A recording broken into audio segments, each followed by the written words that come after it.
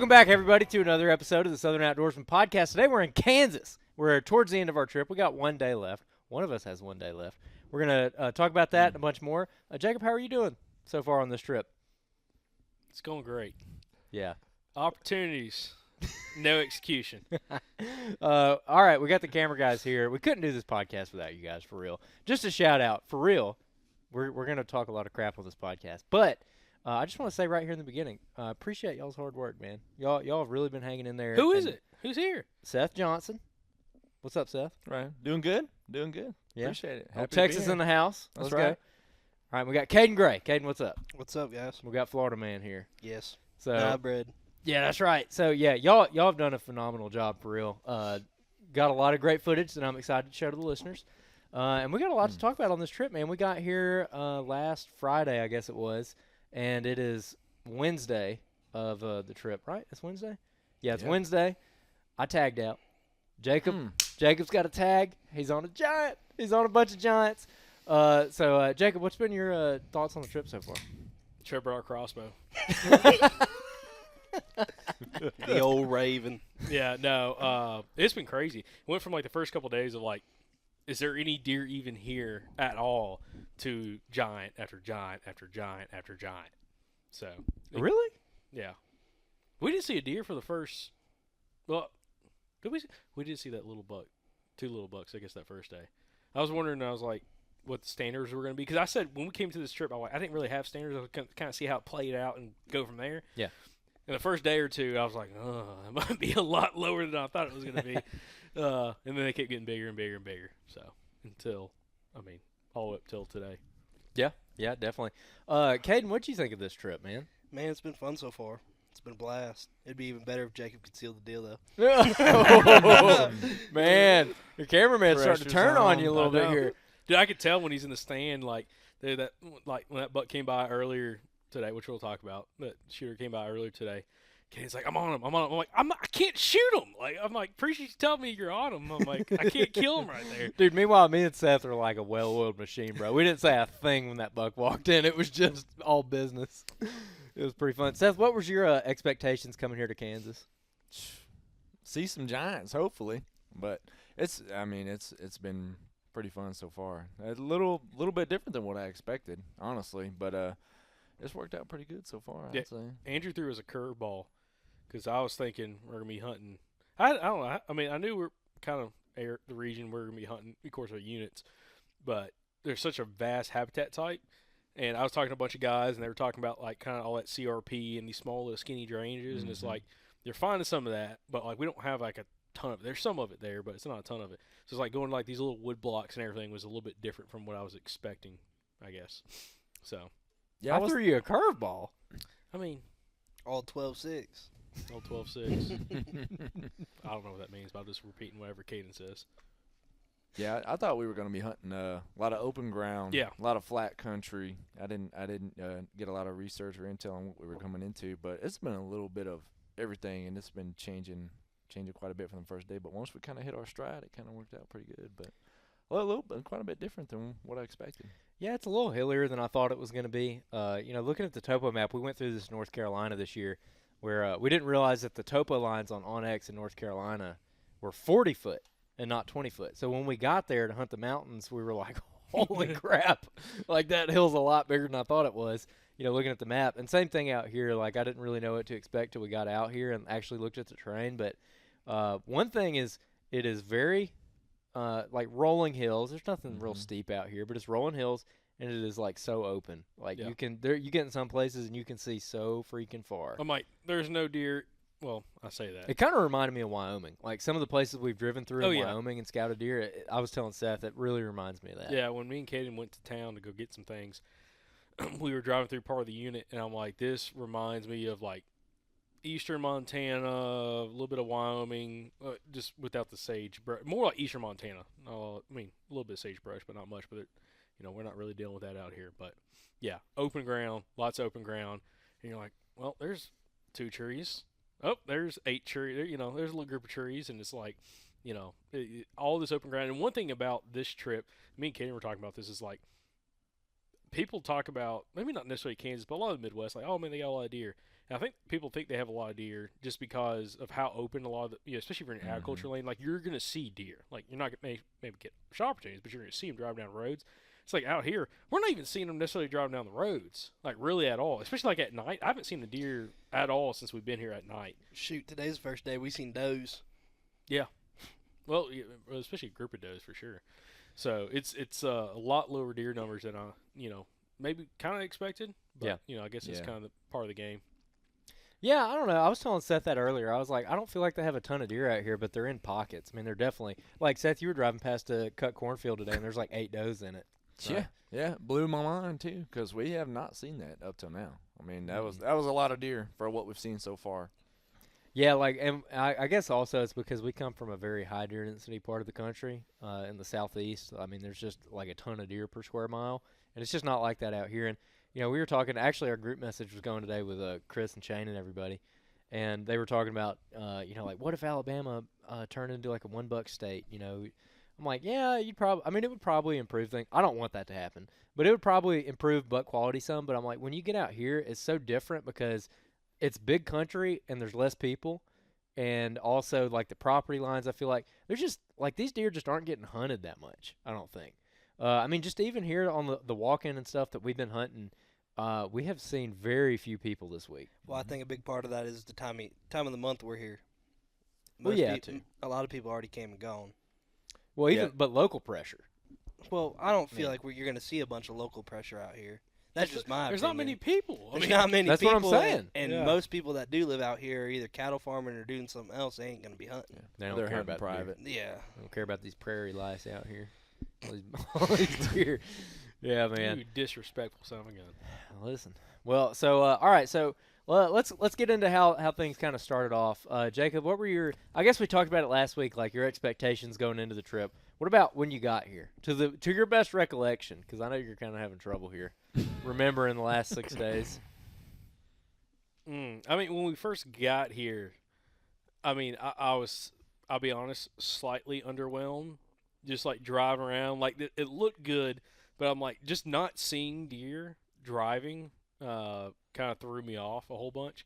Especially like I'm trying to think, what did we do the first afternoon? Because we got here midday. Oh, we went in glass and we went to a couple walk-in pieces that looked good on the map. Y'all went to one parcel. Me and Kaiden went to another, and we saw someone private had a little buck come by us, decent little rack buck as well, and some does, but nothing on the public. And then y'all actually had walked in and seen some deer. But I was like, this is kind of like. I'm like, I really feel like I need like a 7 mag. Like I don't need the bow right now. Like, dude, I was out here. I'm like, dude, I feel like we're out west. Like we should be on a gun hunt right now, dude. But no, it was very the lack of cover when you're coming from the deep south out here. The lack of cover out here really kind of messes with your mind a lot. And like, what is good cover? Because we're coming from like pine thick country, like all of us. Like Florida boy here with Kaiden. We got Texas with Seth, and it's me and Andrew from Alabama. And we're used to a certain type of cover type that deer like to bed in, and you come out here and there ain't none of that. So it's like pockets, and it looks quite a bit different from what we would deal with back home. But we ended up finding a bunch of deer though. Find some really, really, really, really big deer. So we're gonna try. Me and Kaiden are gonna try to kill one in the morning. Well, as long as you do your part, Bubby, we'll be in the business. We're finally on the X. On the X. Old Bobby, he taught us well. Yeah, using the Bobby Worthington method. Yeah. But that's probably my overall thought. Like, when we first got out here, I was like, dude, this is going to be – like, I thought it was going to be kind of tough, but I didn't really know. Because I came out here with the mindset, like, especially – I mean, Kaiden rode with me the whole way up here. And we were talking back and forth and talked to some other guys. I'm like, we may just ground hunt. And we ended up stopping at Bass Pro Shops in Memphis and buying decoys or a decoy, buck decoy. Because I'm like, man, we're just going to go out there in some CRP and we're just going to, run one down with the decoy and try to get within range. And, yeah. I love it. We'll talk about that a little bit later on.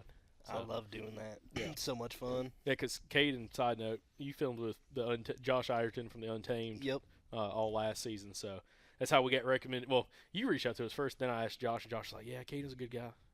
He's like, yeah, old Bubby. just make sure you get some warm clothes for him. He gets cold easy. Hey, man. Old boy from Florida gets cold a little bit easy. Hey, them hot hands come in clutch. I rocked 6 of them today. Yeah. You had a pocket full of dead ones when Yeah. you walked in early. No, they were still hot. What you talking about? They were still hot. Dude, see, Kaiden, you're probably too young, but like when we were kids, a hot hand would like scald your hand. Yeah. I mean, you could like cook an egg on a hot See, I wish we had those now because I'd be in the business. hand. Yeah, no, it ain't quite like that. When we first got here, the weather was a little bit warm. It was like high 60s, a little bit breezy, sunny outside, and it was going to be that way for 2 days. Then we were going to get 1 day of heavy rain all day, and then we were going to get a bunch of good weather days strung together. So my thought when we got here, I was like, hey, let's just burn boot leather and let's go find some really good spots on day 1 and 2. Day 3, hopefully our scent and everything gets washed away, and we can, like you guys ended up doing, maybe go spot some deer in the rain, try to do some spot and stalk, or just go locate some more bucks or go hunt in the rain. And then those next 3 days, the last 3 days of the trip, when we got the good weather, let's buckle down on the best funnels that we find, and let's just sit and give those funnels time to work for us. Because we're here kind of late, right? We came here on the 15th. We're staying until the 22nd. And the thought being that we're going to come out here and we're going to catch the tail end of that rut when the big bucks are walking around, like the big mature bucks walking around in daylight. And I think that worked out, honestly. I think it worked out in our favor for sure. So those first 2 days, what'd you guys do? Worked out for some Well- of us. Well, I think Hey, listen. Woo! Me and Kaiden, listen, we're going to talk about like what y'all seen, what we've seen. We've seen some huge deer. I And we've- personally think the big deer right now are on lockdown. I don't doubt that. I don't think they're moving that much. I think they're locked down with those right now.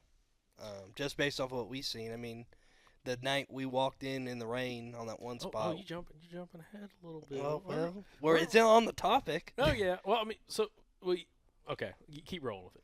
like I said, I think the big deer are locked down because the first night we were here in that pouring rain when we were ground hunting, we went in that new area and we spotted that big buck locked down with a doe right there up against a deadfall. I forgot we could have shot that deer. too. Yeah, we could have smoked him. I did. He was a giant.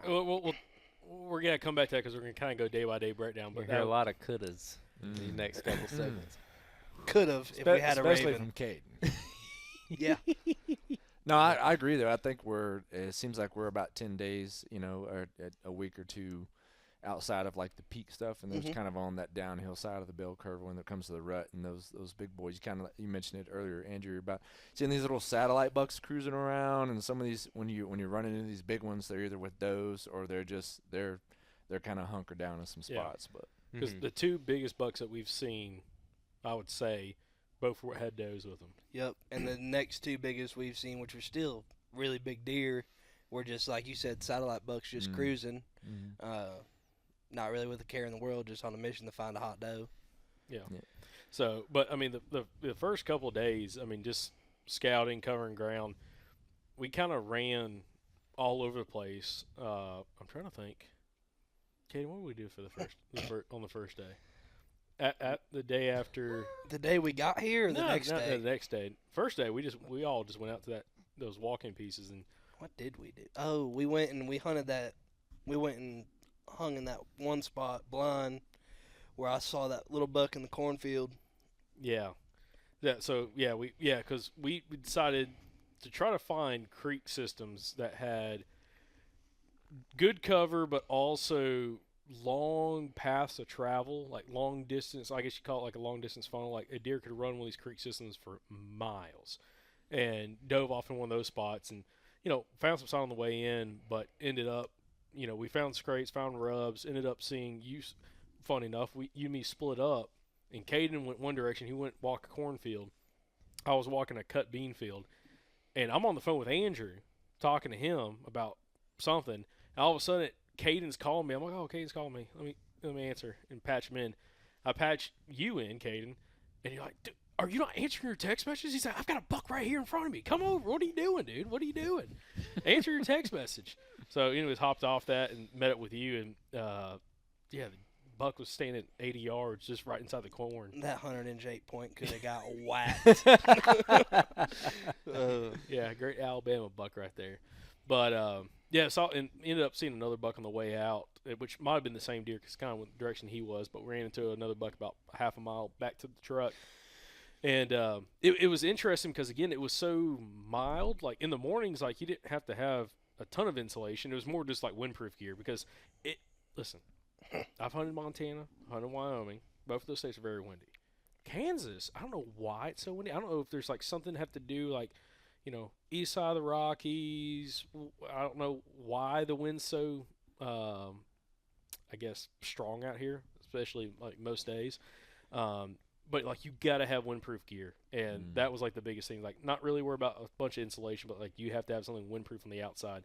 And that was a big factor for the first couple of days, even though it was, like, more mild conditions. It was, like, mid-upper 40s, low 50s in the morning, get up into, like, the late, mid-60s probably during the day. And it was definitely interesting just covering ground. And also, we'd walk through stuff that I'm like, man, this looks pretty good.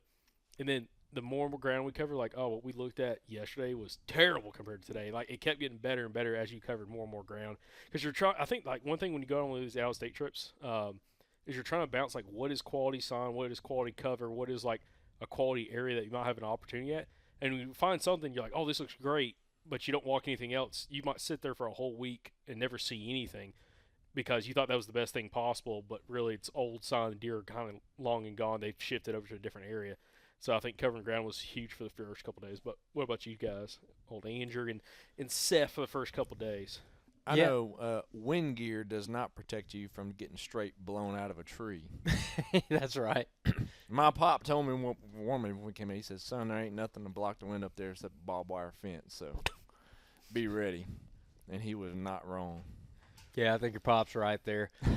Yeah, that first day when we went to the walk-in, one of those areas I had actually looked at before, and it looked pretty good to me, but I wasn't overly interested in some of that stuff just because it's so open and it's more of like your spot and stock ground hunting type situation, and I'm just not overly confident doing that kind of thing. I know it can work and that you can kill some really big deer like that, but I'm just like, I'm going to try to go with what I know here, and I'm going to try to get in a good funnel because basically I'm just adopting like the Bobby Worthington. Like, we're just going to go get in the best funnel that we can find. Michael Perry's like this, too, and a couple other guys I really admire. Just go get in the best funnel and give it time to work, especially out here and especially this time of year. Like, just go find the best funnel you got and give it time to work. So that first afternoon, we got up here kind of late, so we just went to the walk-in, and I was like, yeah, we'll go glass something, see what happens. Ended up seeing a buck, 8-point, not a shooter. And a couple does, and it was fun. Like, it was neat going and glassing that stuff. We're like, oh, this is pretty cool. This would be fun. But I feel like if we had stayed in that kind of terrain, that we would have chased our tails all week. At least I would have. Just like bouncing around trying to find deer, spot and stalk, and just not super confident in that. So then those next couple days, I just wanted to go and check some of the best funnels that I'd already map scouted. So using map scouting tools, I was looking at onX, I was looking at Google Earth, I was looking at Google Street View, because coming out, just a hot tip for anybody who's going to go hunt a place you've never hunted before, and you're looking at the map, and you think you know what you're looking at, you're like, oh, this looks like CRP, this looks like it could be some kind of thicket. You can use Google Street View if there's a road next to it, and you can look into it from there, or if you can find something that looks similar where there is Google Street View and look at that, you can kind of figure out what that cover looks like. So I did that for a whole bunch of areas, and so for basically our full days, 1 and 2, I just wanted to go around and look at as much of that stuff as I could possibly find and just ground truth it. Like, I think I know what I'm looking at on the map, so now let's go in here and compare it to reality, like what we actually got. And I think those first 2 days, we were pretty excited about what we were finding. Pretty much every spot we went to was like immediately right into the buck sign. Finding big tracks. Dude, the tracks out here are ridiculous. They're ridiculous. Seth, how do you describe the tracks out here? Sexy. Not what I thought you were going to say. So I don't have enough fingers to describe a track. It's more of like, that track was like more like a fist. Yeah. They're rectangular. Pony track. Yeah, big, blocky It was like a big old tracks. pony. blocky tracks, not the long pointing with the dew claw, just the blocky tracks, heavy depressions were super impressive. Got the dew Never claw. seen anything like Not it. Yeah. not even all splayed out or anything like that. Just freaking giant rectangle track, dew claws behind it, walking track, just sunk way into the mud. Very impressive. Yeah, Yeah. found a bunch of those. And pretty much, I feel like pretty much right off the bat, we were finding deer in, we talk about it's different than the pine thickets and everything at home, and it is. But also, it's not that different, the kind of coverage that they're hanging out in, because it all has to go back to visual obstruction. And where we're finding the most deer is where you had like some kind of shrub aspect. So you had like, I don't know if it's plums. It kind of looks like plums, but like plum thickets, sumac, which is another like woody species, cedars, and then grass underneath. So not like a block of cedars where it's nothing but cedars, but where there's kind of sparse cedars kind of smattered throughout the landscape, and then you got a bunch of grass and everything underneath it. That's where the deer were. It was real diverse, and it had some kind of structure to it, like woody structure, and visual obstruction. You can't see into it very far. So it's not a pine thicket, but it's kind of the same when you think about it. No, it's more diverse than pine thicket. I mean, that's the thing. Like out here, it's much more diverse. Like the types of cover and the diversity of cover versus just a pine thicket that's got saplings and everything else growing up in it, and greenbrier. You've got a lot more diversity, and like you said, like it's like you have a grass component, you have a shrub component, and some kind of taller trees, whether it's cedars or I've seen not cottonwoods. Crap, what's the other? Sycamore.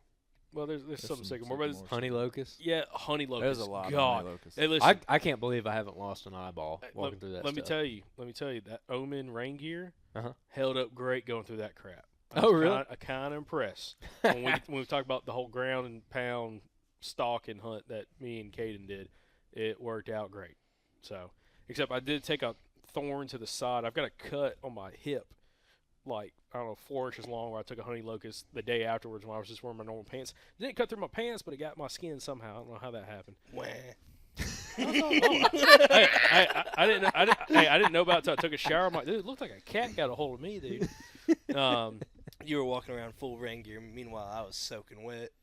Dude, Caiden's down to suffer. The dog, I'm with it. I love ground hunting. I'll give that to Josh. He turned me into a little ground hunting fanatic. Yeah, I was gonna Like say, it works. Like out here, you have so much opportunity. No matter what type of habitat you want to hunt, you can hunt it. Whether it's creek bottoms, big funnels, or open CRP spot and stock, you just have so many options. Yeah. But like the whole ride up here, I was telling them, let's ground hunt. Yeah, 'Cause dude. I think it could work, and it could work. I mean, we were on deer. It just takes the time to do it and the will to do it. yeah. So y'all spent a couple days here at the front end of the trip. Y'all were looking around more. I would say more your traditional spots. Y'all were looking around timber funnels, around like cut cornfields, bean fields, stuff like that. And y'all were seeing. I think y'all saw some doe. You saw that little buck, and you saw some does, and then eventually you ended up bouncing to this other parcel that you spent most of your time on. So before we get to that parcel, what was it? I mean, what was your impression of the original spots? Where again, it's more of a traditional spot. You're hunting like a field edge between cornfields. The biggest thing is there's sign there. There's definitely deer there. The problem was, and this is something me and Kaiden talked about like 2-3 days into the trip, we were walking all this stuff, never jumping a deer. Eyes up, walking, never jumping deer. I'm like, that's a problem. Like, because like, I always go back to trying to figure out, like, what are they betting? Like, I don't even care about what the buck's betting in. I'm just focused more so, like, buck's going to be kind of cruising, like, finding a good cruising corridor. But, like, if you're not jumping does, if he's going from doe group to doe group, whether he's got to go miles or just a few hundred yards, bounce around in an area, if you're not jumping does or bumping does at all, you're in the wrong area. Like, or like, you're missing the X if you're not seeing does. So, for the first couple of days, we were walking and never necessarily jumped anything. Like, again, we saw some of the small bucks, but we never jumped a doe.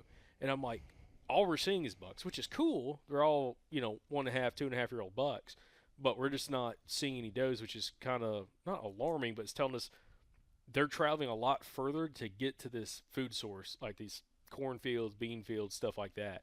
which kind of gave us a different perspective. We're like, okay, maybe we don't need to necessarily worry about the ag so much, but figure out, what's something that potentially, and also another thing, when we went to those areas, found boot tracks, which of course, we're getting here kind of after when most guys are trying to get to Kansas. Most guys are trying to come out the first 10 days, 12 days of November, and we were finding boot tracks, and also we started seeing trucks in some of these areas. So we'd go, scout hunt some of these areas, and you were seeing traffic, guys coming in and out, with trucks. You see some trucks parked, and then it would go back to like, okay, well, what is another option? Like, where are some really good funnels, but a little more overlooked? Maybe they're like kind of hard to get to, or weird to get to, or they're weird to park at. Stuff like that could hold something that maybe isn't as attractive because it doesn't have a big cornfield next to it. And that's kind of the factor of where we've gone the last couple days and really found, majority of all these big deer. And then also, not only just that, but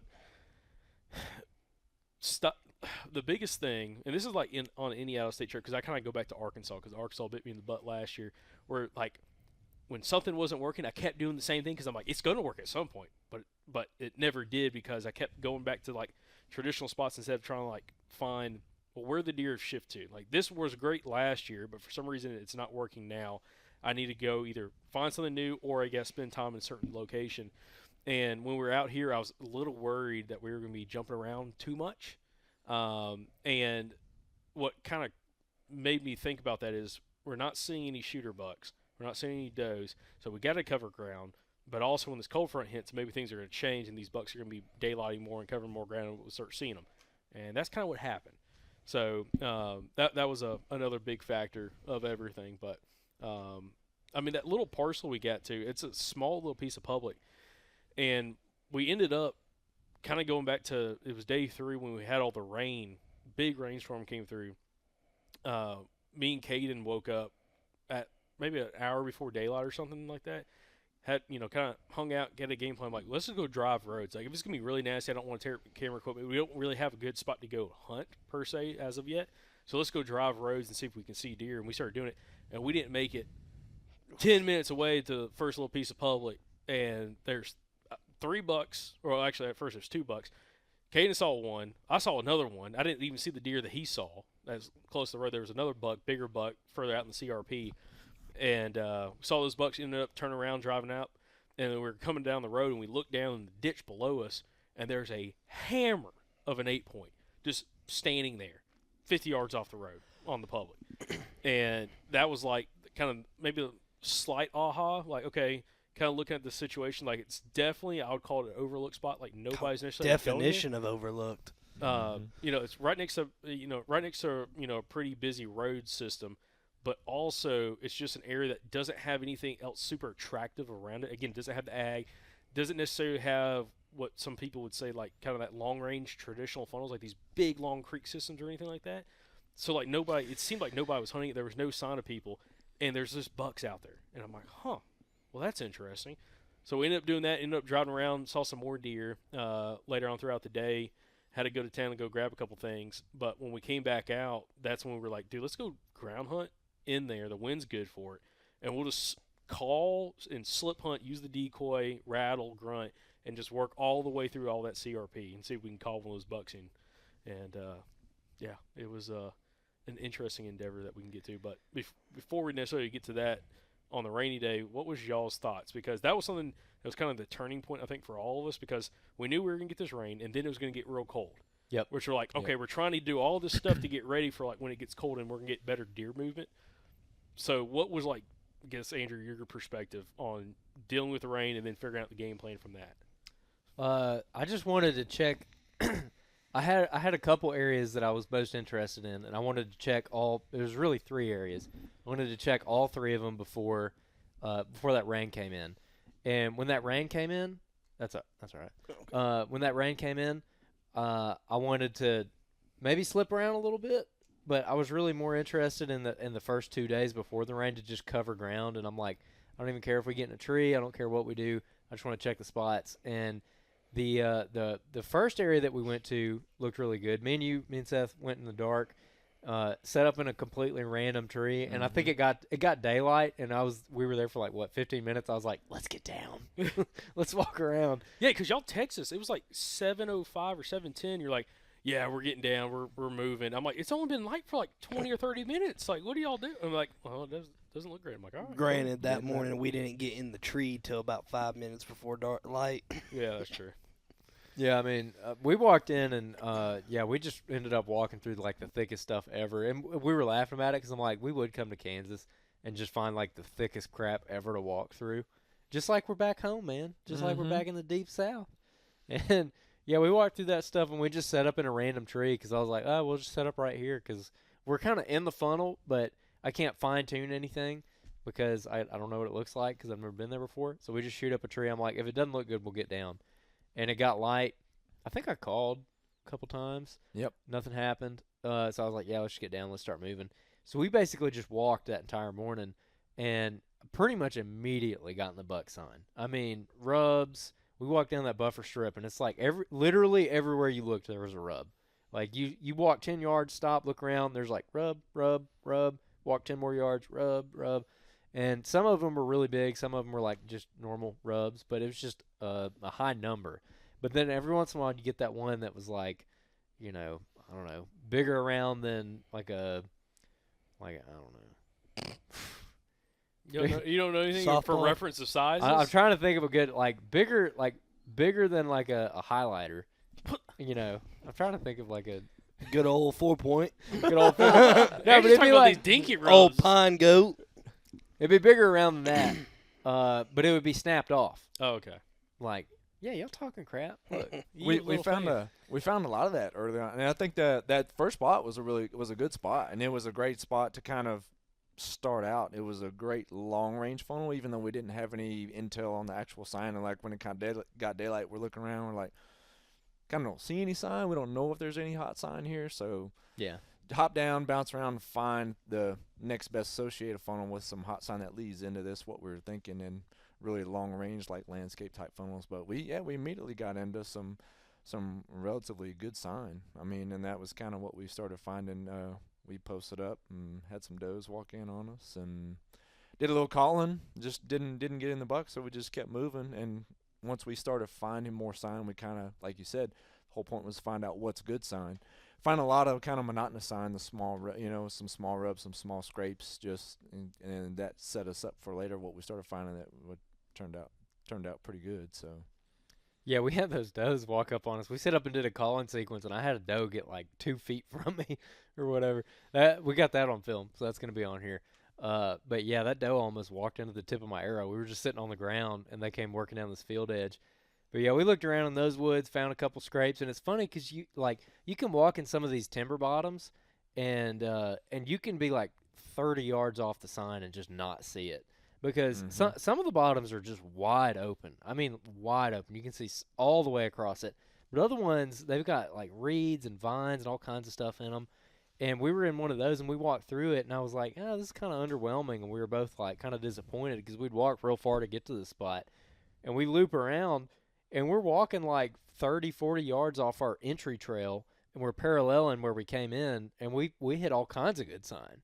We found big old scrapes, 2 really big rubs, like exactly the kind of sign we've been looking for. We're like, well, crap.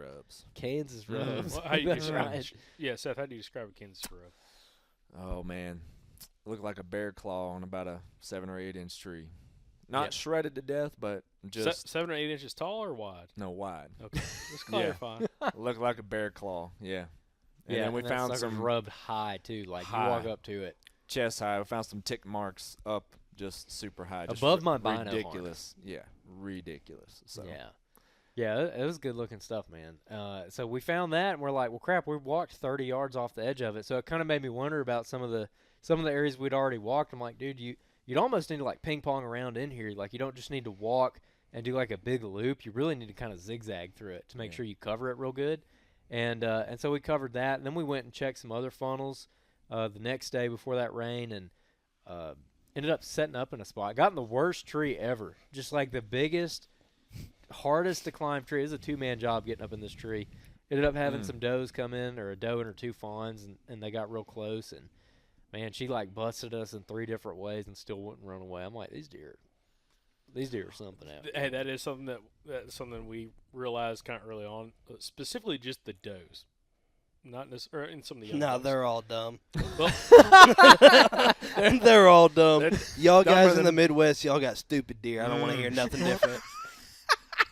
Kaiden, what's your Instagram handle? Primal Frame Photography. Y'all go send him a message if you don't agree.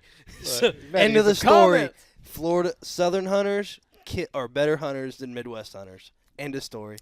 Hey, I had a This is why I non wanted Kaiden on here. had a Okay. non-typical buck at 6 yards this morning. Would have got smoked. And I was standing in Hey Dudes in a pair of jeans, and Typical so- Southerner. yeah, We're just killers. and he was all over me. Dude. Killers. Killer's gonna kill, boy. But no, I think a couple of points to make to kind of highlight some of the man. There's a lot to break down, but started off. We knew the weather conditions that were coming in, so we took advantage of that early on. We wanted to find 2 or 3 really good spots in preparation for today, and yesterday. Yeah. Some of those best conditions. We started with those long range, like landscape type of plans, and Kaiden hit on it earlier, kind of being on that back end of the curve. We started wanting to find, and I think you agreed. We talked about it. Well, the long range stuff. We may not have enough time to sit those out, but we need to find deer. We need to find deer numbers. Get in the does. Jacob just mentioned that earlier. Get in the does, and if you're not walking and jumping deer, then you're probably not in the spot. And then once you're finding the pockets of deer, branch out and find the nearest associated either like habitat funnels, hard funnels, terrain features, and anytime we could find any of those like joining together, we found, we kind of, and a lot of the deer gravitated towards the water. We started finding a lot of sign associated with water, so that came into play.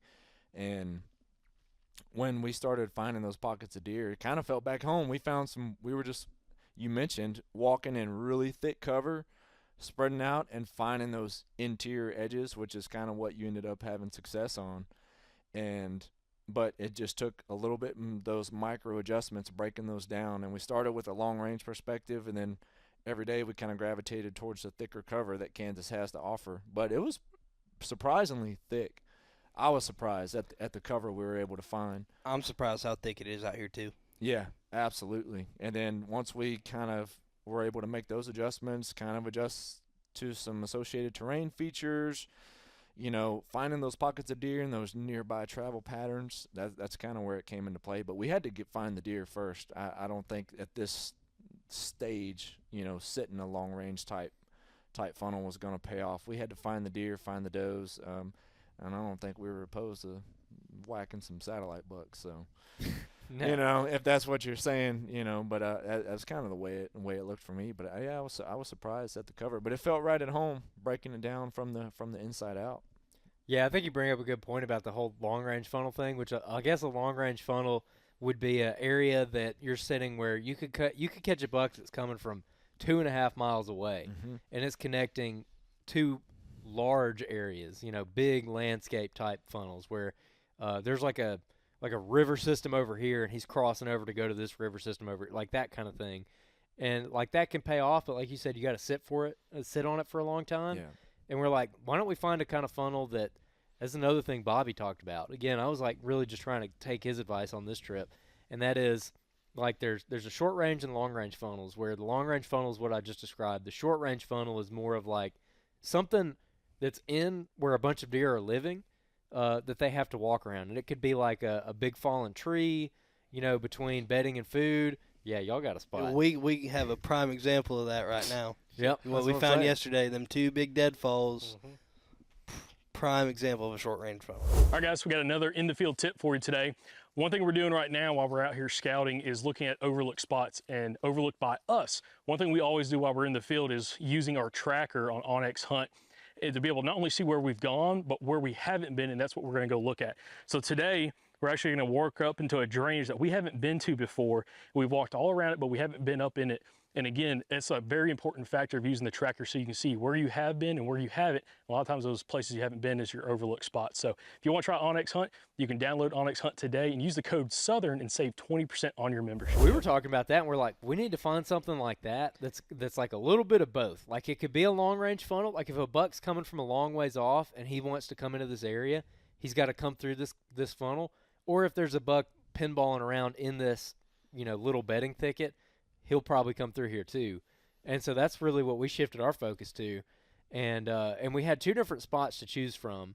One of them, we hunted and we had those does come in, and it was a really hard funnel. Like there was a hard side to that funnel that the deer were not going to go through, and we could either hunt there or we could go hunt this other funnel. There's really just a corner of like a cattle pasture, private land where it comes to the public, and the public's thick, and where the corner, that property line corner is, it's just a barbed wire fence, and it goes from thick cover to just open pasture. And so it's not really a hard funnel. Like, it doesn't force them. They can walk through the pasture if they want. But they're probably going to follow those habitat edges and go around through the thick cover. So it's a softer funnel, but it kind of met that criteria for us. And that's what we ended up doing on that rainy day is we just ended up going and hunting that and just getting totally crapped on by the weather. Tell me about it. Dude, it sucked. It was so bad. That's like the most entertaining day, I think, of the whole trip. Well, that was our break day. That was the day we found the spot. Oh yeah, no, that's 100%. Like, that rain had the bucks on their feet and they were moving all day long. And I mean, I think it was 8 bucks that day. I think it was 8. 7 or 8, yeah. 4 4 shooters. Yeah, 8 out of 8. There was 4 shooters, and they were all big deer. And the rain situation, that was the cool thing about like us kind of covering all the ground, and then you're kind of you have a plan in mind of what you're thinking of like how this should work, but then the rain hits and all this cold weather hits, and you actually like, oh, this was right. Like, you get that confirmation based off what you were seeing and what you're finding that like, I've got some faith in it, let's go sit it, and then you start seeing the deer, start seeing the bucks, you're like, okay, this was exactly what I was thinking. Versus, you just kind of going in, not blind, but you're kind of not just not a lot of confidence at all in this situation, and you just go sit like some of the random spots and you're like constantly bouncing around because you don't really necessarily have that gut feeling because you've covered enough ground to kind of figure out like what is the best looking thing you've seen. And that was a big thing because I think we talked about that on day 2. That's when y'all we ran into Ben, or y'all ran into Ben, or maybe it was day 3 when that happened. But that was day 3. Day 3. But like on day 2, we ended up going in and hunting a couple different spots, kind of all parts of the same area. We went north, y'all went south, kind of on the piece of public, and we ended up not seeing anything. Found some sign, but nothing crazy. And then y'all ended up having the doe and the fawns and everything coming out. But y'all found a ton of sign walking in, tons of scrapes, rubs.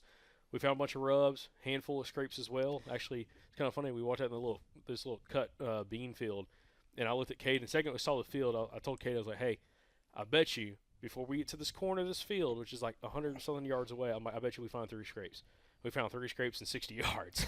And I'm like that spot in particular, like we found a pile of sign and a pile of big sign, a lot of big rubs. Yeah. But like I told you when we were set up there, I feel like all this is night sign. And I feel like that's something a lot of people can get distracted on these trips is they find all this big sign in what's kind of an obvious place and they'll sit on it. But when you see 100 rubs in a 100-yard span next to a cut cornfield, guarantee you most of that's at night. Yeah. Especially when there's nothing but boot tracks coming in and out of that field. Yeah. No, and that's a good point because, like, just because you're finding big sign doesn't mean necessarily you're going to get an opportunity in that location at, especially if you're looking for, like, a high-quality deer, might not happen in that location, especially with all the hunting pressure. Because, again, we're kind of getting here at a time of the year or a time of the season that it's kind of the hunting pressure is really dwindling down. But, like, when we talked to Ben and everything, he was like, man, this is the most hunting pressure I've seen all year. Or, like, any season hunting in Kansas was this year. And I've heard that from a bunch of other guys. Like, social media, God bless, just different units getting absolutely pounded with people. It seemed like, they have a certain amount of tag allocations, but maybe, people started piling in to very specific spots and made it super tough for individuals. So you got to think about that, too. Like, you find a really good-looking area, but if the sign looks like older than a couple days, there's a chance you might not be on the X at that point. Or just not even that. Just ask yourself, put yourself in a deer's perspective. If you are a mature buck, are you going to sit here and make this sign during shooting hours this close to a very well-hunted area? Because Yeah. I know in that spot in particular, I know I wouldn't be if I was a deer. Well, I'd be coming through there at 1 in the morning, making that sign and going about my business. well, and talk about well-worn, like hunted areas. That doesn't mean necessarily close to roads. No, that 'Cause- doesn't. That 'cause- could be 2 and 3 miles back. That could be 50 yards off out of the parking lot. Yeah, but like, because it goes back to like the spot we found in the rain on day 3. All that is very close to roads. We see cars driving past Yeah, us. like you're sitting there all day long, and it's going whoom, with just cars going back and forth.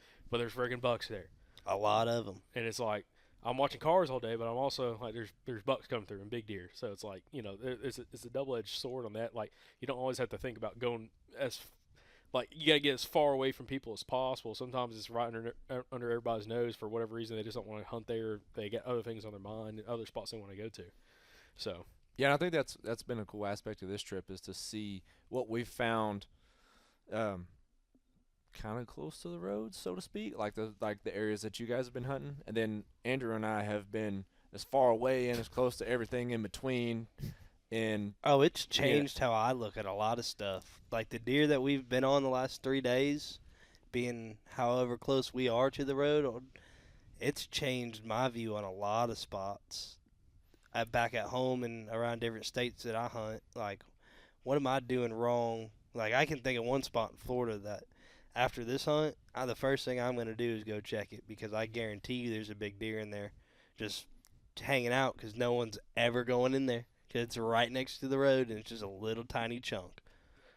yeah, and I think it does. It kind of reiterates that fact of always keep an open mind of what and let the deer tell you what they're doing, whether that be riding around, kind of reading the sign. Because we found a ton of sign. Like we found what good sign could be. We found a scrape every 60 yards at one point. I told you I was running out of. I'm tired of wasting my battery filming scrapes.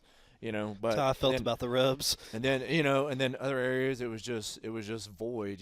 When in areas we expected to see deer, so you've got to take advantage of the time you have for when those prime conditions are coming up, which I felt was a good tactic in this point because we knew we had to have some spots dialed in by the time we got the excellent conditions. That way we could see what those spots had to offer. And it was everything in between. And access became a huge part of some of the spots we're going to, as it always is. But I mean, particularly in this case, when you're dealing with hard funnels, access is a big deal. So, and then sometimes you're just diving right off the road, and you're in the bucks like you guys were. So, well, I want to kind of get over to the rainy day because we talked about that earlier, but me and Kaiden ended up seeing 8 bucks that day, and did a bunch of ground hunting, and I think we did it was like 2.5, almost 3 miles.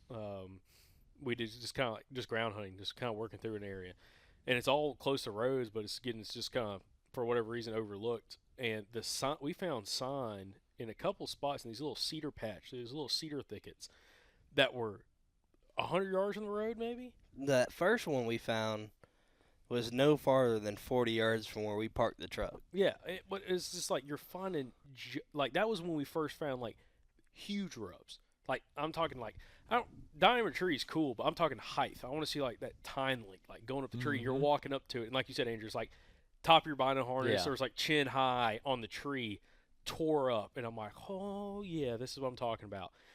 And it was kind of interesting because that was the first time I've really tried to do a whole bunch of ground hunting. I've ground hunted before. I've shot does on the ground, but never like a whole bunch of calling or anything on the ground. And Kaiden, again, after you hunted with and filmed with Josh Ireton with the Untamed, and y'all did that for a whole season, you're super confident with it. So it gave me more confidence because like Kaiden knows what he's doing. He's done this a bunch. You can get away. I'll say this to anyone who's never ground hunted whitetails before: you can get away with so much more than you think. So much more. It's unreal what you can get away with on the ground in front of a big mature whitetail. It blew my mind. Like before last year, you would have said we're going ground hunting. I would have looked at you sideways. Like it just wasn't a thing. But after doing it with Josh all last year and Zach and seeing it can work and being a part of it working, I do it everywhere I can now. I love it. Well, and it kind of goes to like we had that confidence and ended up going into the area, and it was interesting. Actually, it might have been the day before we actually called in a small buck on that parcel in that CRP and those cedars. using the decoy and ended up going, or actually that was before using the decoy. But when we went in there, we covered a bunch of ground. It never ran into any deer. Found a bunch of sign, never bumped a deer that we could tell, that we could see or hear. And just covered a bunch of ground. And we were working into the area that we had seen the 3 bucks, including 2 of the shooters that were right next to the road intersection. Ended up never running to those deer. And I told Kaiden, I'm like, dude, I want to walk across the road and get into this next piece of public. This really little skinny piece, because I'm like, I think that's going to be a kind of overlooked, and I think that's where some of the deer are coming from. And we ended up going over there, and we weren't on that piece. We were 75 yards off the road, and I look up across the creek drainage from me, and I see a buck, good buck, really nice deer, really good deer, coming off one of the side of the, I'm calling it a hill, but you're talking 10 foot of elevation, dropping down onto the flat across from us, probably 100 yards away, and it was in the rain. I mean, it's just it was pouring rain. I mean, I've got rain pants on, rain jacket. Poor Kaiden here, just got a rain jacket. That's about it. Rain jacket and a rain bag for the camera. And he was soaking wet. Camera made it, thankfully. But dude, see that buck, and I'm like, man, we got to make a move on, because he's coming down to the creek. We're trying to cut him off, so we try to cut him off, set up. And as we're setting up the call, I look down our side of the creek drainage, and there's another buck standing there making a rub at like maybe 130 yards. And I'm like, there's another deer here. I don't think it's the same deer. It looks different. His rack looks different. He's a little bit tired, but he's tall.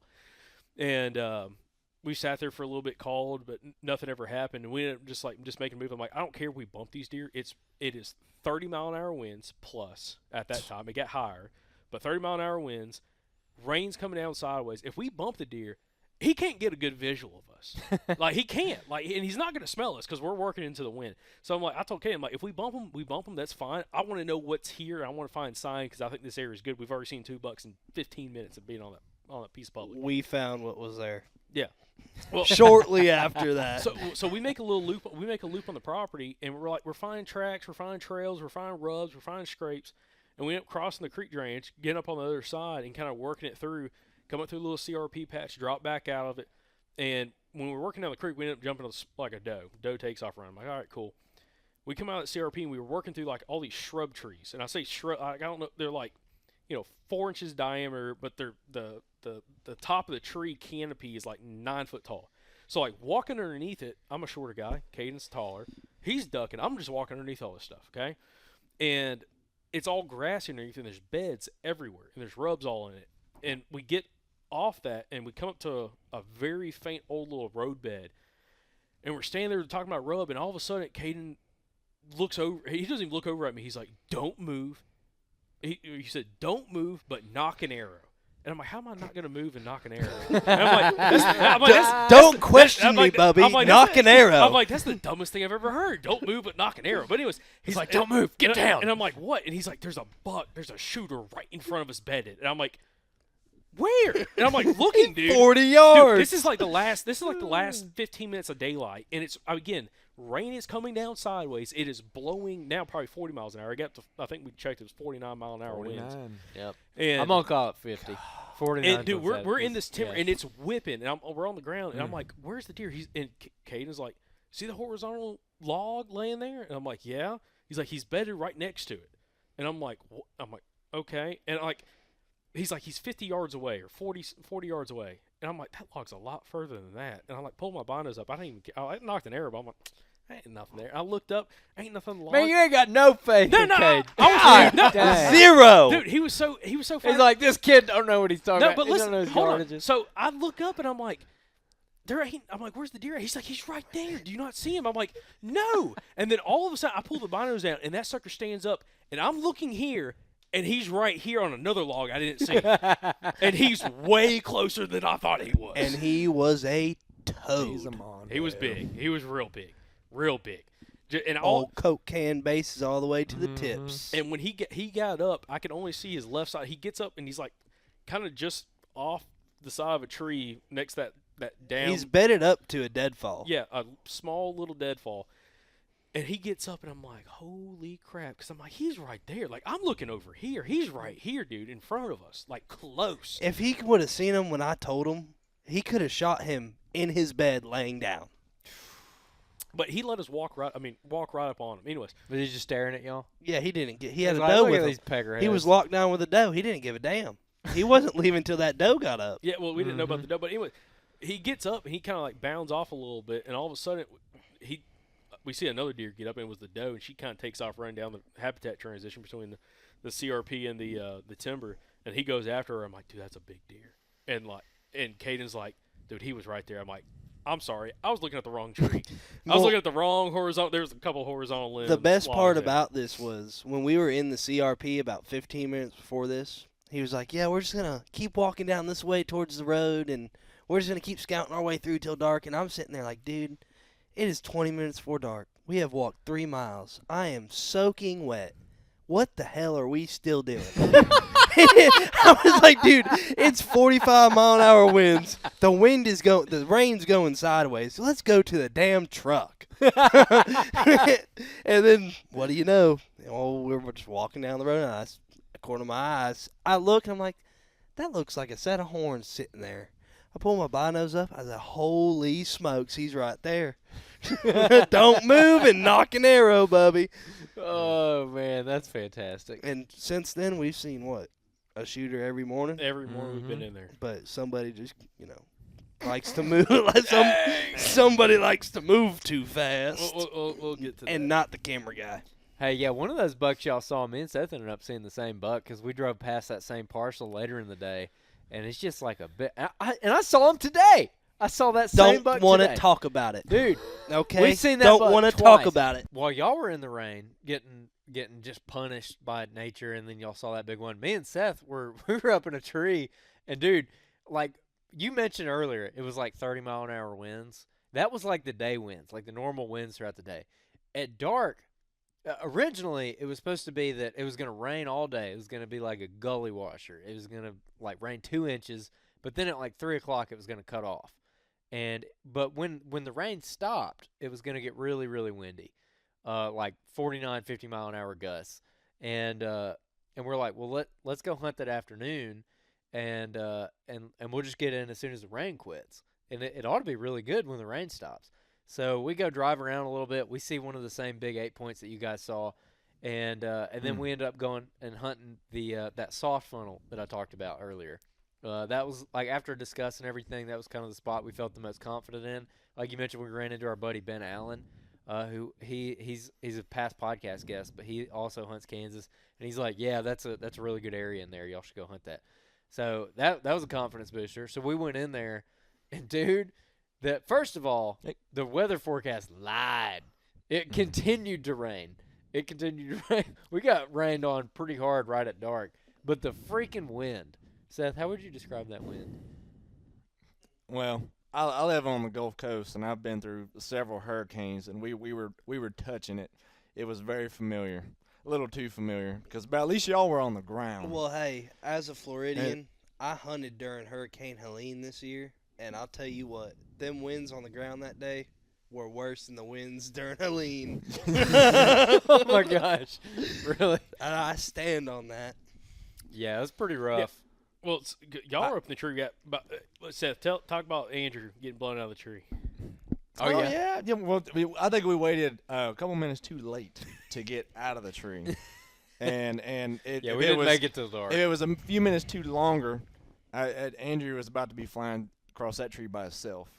But yeah, I'm sitting there and I'm on the back side of the tree, and I'm kind of looking, and I noticed Andrew's kind of at a odd angle. He's kind of close. He's a lot closer to me than he has been this whole time, and he's dangling off the side of the tree, and he's toenailing around trying to get back on his platform. Because about that last 30 minutes, and you'll hear it in the video, those gusts that were coming through were insane. I guarantee you they were over 50. I mean, we may have had some 50-mile-an-hour winds, but it was time to go. But hey, when we got there, best 30-minute hunt of my life. Like first 34, I mean, shoot, I forgot we were about like, that. we were in the spot. I mean, bucks. I mean, we had to make we made some adjustment. A buck comes by while we're on the ground setting up. We get up. I mean, we saw three bucks. Yeah, 3 or 4 in like the first 45 minutes. One, you didn't really get eyes on his headgear, but yeah, he's acting like a buck. I think it started off fantastic. Yeah, ended terribly. Yeah, we got in there, and while we were about to set up in the tree, we saw this buck slip by, and we ended up picking this one tree, and we got up in it.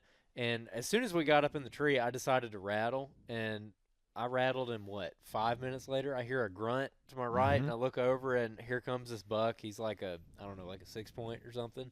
Just like a little basket 6-point. Cool deer? Yeah. Yeah, cool. he's a cool deer. He's a cool deer. And he comes in, and he works around us and just eases off, and then a couple minutes go by, I rattle again, like a spike or something came in, and we started calling the spot the nursery because like there was just little bucks running around all over the place. Yeah, they're in the nursery. We're in the nursing home. Yep, that became the theme. So yeah, we hunt that. And yeah, dude, right there at dark. You know when you're when you got your window down or something on the interstate, and like a semi or 18-wheeler drives by you, and you get that burst of wind coming off their hood or whatever. That's what the wind was like, dude. It would be windy. It would be like real windy, and you're kind of tree surfing a little bit, and then out of nowhere, you would just get hit with a freaking gust of wind. And you can hear it coming, too. You can hear it coming. It's like screaming through the trees like a monster coming. It's like, Well, what and then it's size? like, What size tree were we in?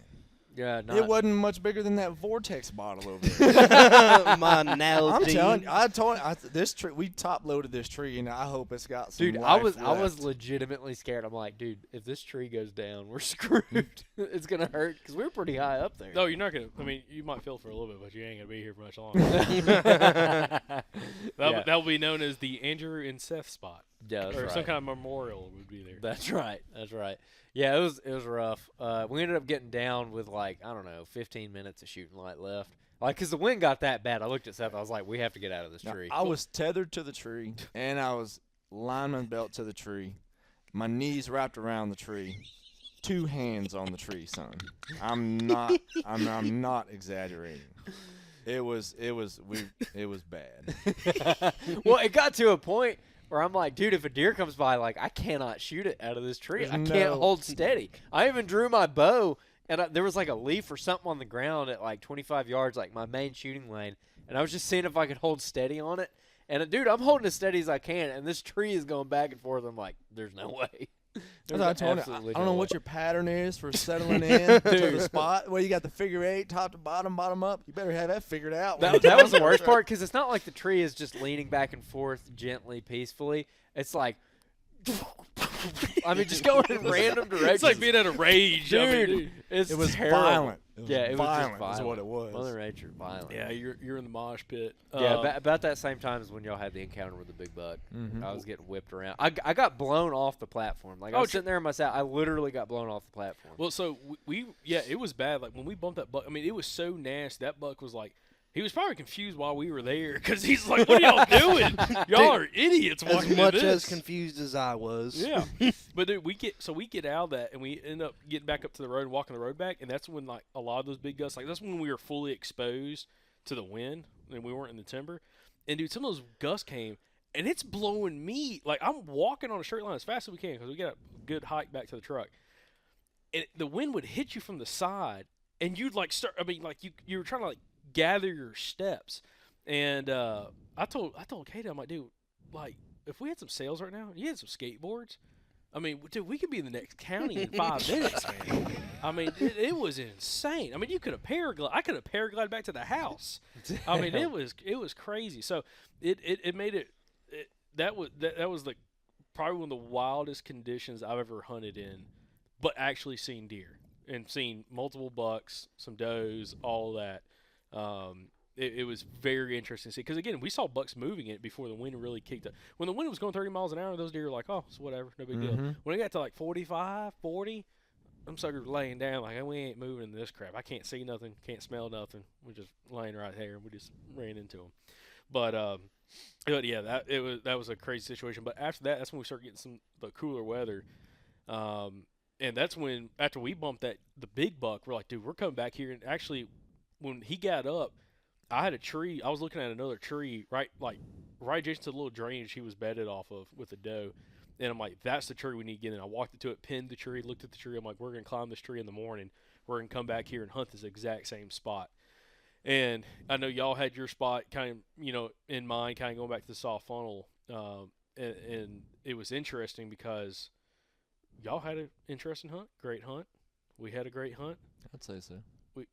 And I'm not trying to jump ahead, but both been tagged out by about 9:10. We should have been tagged out by 6:50. But Yeah, he saw somebody move. Not gonna name names. Oh, we're gonna get to it. We'll get to it. All right, yeah, let's get into that. So, yeah, rainy day happens. We come back to the house. We kind of discuss what we want to do. And we both decided that the last places that we hunted, like, we just need to go back in there. And it was kind of working out how I wanted it to. I'm like, okay, we use these first couple of days, find the spots. Now let's ratchet down and let's, like, really hunt these spots. So you decide to go back into where you saw the big buck and you jumped him out of his bed with the doe. And we decided to go back into the funnel that tried to kill us. With the wind. So, how'd your hunt go that morning? So we walked in and ended up taking a property line. Took a different route in than we had come in from, just because of the wind. Because we had a switch of the wind kind of coming more out of like the northwest. So we kind of worked the property line down. Got into the tree. Got in. We were making good time. It was just the tree was god awful to climb. Vines all over it. I mean, if I was in Alabama, I thought I'd be thinking it's poison ivy. I don't know if they got poison ivy out here. Clearly, no, that's called poison sumac. That tree was covered in. I don't have any marks on me, so I'm clearly not allergic to it, thankfully. But we got this tree was terrible to climb. This is a big oak down here in this creek drainage in this small little ditch, and we finally got situated, got everything set up, and I was like, man, the second it gets where I can see my pins, we're gonna do a call sequence. We're gonna do a call. We're gonna rattle. We're gonna grunt, and I ended up doing probably the best call sequence I've ever done. I'll be honest. It sounded right, dude. So I ended up sounded right. If Kaiden thought it was good, it must have been sounded right. So it was Bubby proved. Yeah. So ended up doing a couple just almost like long drawn out grunts, almost slightly buck roar-ish, and then did a snort wheeze. Yeah, and then did a snort wheeze right behind it.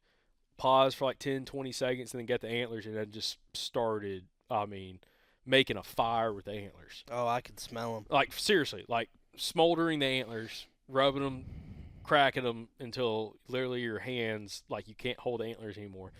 Did that for probably 45 seconds, put the antlers up.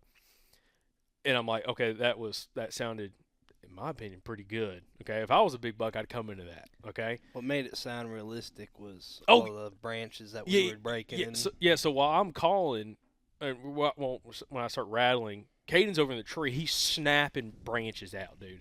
I mean, just snapping them, just diving, making no. We're up in the tree, but dude, I was being ridiculous. I mean, dude, if people saw us, what we were doing, I mean, they're gonna see it on video, but like, if you were just walking through the woods and saw us, you're like, those are some idiots. What are they doing? I mean, dude, 100%. Kaiden, I'm smashing these antlers together, and Kaiden is snapping a big branch. I mean, snapping them, dude, just making all kinds of racket.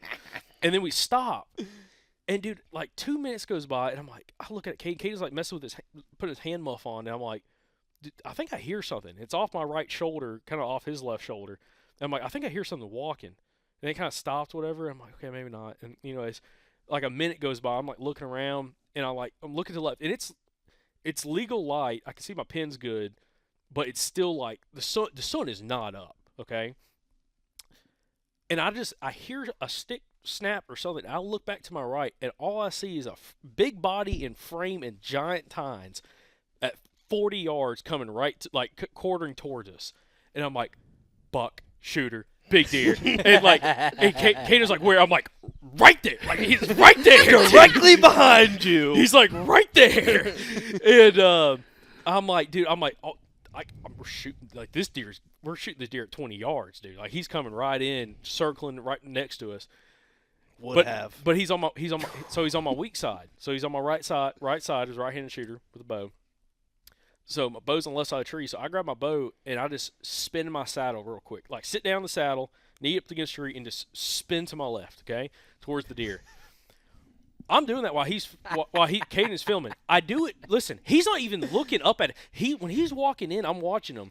He's walking in and he's looking down in front, like down at the ground, past us, looking past us, not even looking up at us. And I spin around the saddle, and all of a sudden he stops, and he just cocks that head up, and I'm like, son of a gun. And when he does that, Kaiden's like, I'm on him. Well, for Kaiden, he's in the wide open. For me, I got saplings all in front of this deer. Like, the whole deer's covered. I I You can't even sneak one. No, through absolutely not. He's just covered. And I'm just thinking in my head, I need him to go like 4 yards. Like he's got to walk 4 yards, and then That's a long ways. Yeah. Meanwhile, That's a I'm long ways thinking, when you're busted. I'm thinking, shoot him. He is wide open. Shoot him. Shoot him. Yeah. What are we doing? And Did we come here to bird watch or kill deer? and dude, he's after second half. Anyways, he turns and like bounds twice, and he like when he bounds twice, he's kind of going back the way where he came from. When he stopped, he was at 30 yards on the dot. So when that happened, I just stand up in the saddle, stand up on the platform, and I draw that bow back, and I'm like, I'm gonna get a shot at him. I got little lanes going out where he's going. Stops again behind some stuff. I got my bow drawn back, and this is when I got two in my head and ridiculous. I'm like, should not have done anything, okay, in that moment. Be honest, because he saw something he didn't like. I ain't snort wheezing at the deer. He gone. And dude, he's like, he Sound more like spitting no, in the video. and he's like, hell nah, dude. Give the old hawk Hell to a to girl the run for her no. money. Oh my god. To the no. Dude. It So, came yeah. off. It came off as quite desperate. Yeah. Yeah, Oh, it dude, did. trust me. It was a little weak. I'm not gonna lie. It was Watching plenty it back, desperate. Watching it back. Tr- The funniest part was like you were like, man, I spun around. He just caught something, and then we look at the 360 footage, and that whole tree shook when Jacob turned around. You see this big limb hanging out, and that limb's like. When he spun around, Yeah. the deer's like, "Oh my god!" he's like, damn, that's the biggest coon I've ever seen, dude, up in that tree. 250-pound red panda bear up there. Yeah. The red panda. And dude, Oh my god! and dude, I'm telling you, like, he bounded off. I'm like, I cannot believe that just happened. And I wasn't upset, but I'm like, I looked at the watch. I'm like, dude, it's like 6:55. Sunrise is 7:05. I think 7:10. Kaiden was he upset? So, You're I'll- giving a thumbs down for the audio listeners. Man. Bubby. Kaiden was upset. Bubby. So It was one of those like, gah. So Kaiden got to see the buck even better than I did. I just saw the second I saw his beams and tines. I'm like, he might be a 6 point. I'm shooting this deer. Oh, he was So- a stud. So that's what I want to ask. So I'm gonna ask Bubby, how big was that deer? Shoot. He was probably 145, 150. Mm. Easy. Mm. Now, the one we saw bedded, he was a hammer. Hammer. Now, hey, listen. When you say that, a lot of people are like, "Oh, he's full of it. He don't know what he's talking Oh, about." no, Talk about Josh. What Josh did and how you Dog. learned how to score a deer. We know how this. Well, talk about. Ugh. What would Josh do when y'all be Man, glassing deer if- and pull a calculator out? Oh, we add up that score right then and there. We got to make sure he's big enough. That's what happens when you. So when the context, when you hunted with Josh on like one of his properties, We were hunting a lease property. it's a 150-inch minimum. That property was 150-inch minimum. So y'all So- actually glassing deer. You actually are having to try to judge. When you're spot and stalking deer like we were, like you have enough time to where you can, when you glass a deer, like before we go put a 6-hour spot on a deer, like the deer Bo Martonic killed last year out there, he put a 6.5-hour spot and stalk on that deer. Before you go on a stalk like that, when you have the time, especially on a piece of property that's private, you can kind of judge that deer from a long ways. If you just see a big deer and you go, we're gonna go hunt them, and then you spend 4 or 5 hours on them, and it's only like a 130-inch deer when that's clearly not what you're trying to shoot on that property, it's a big waste of time. So we scored a lot of deer.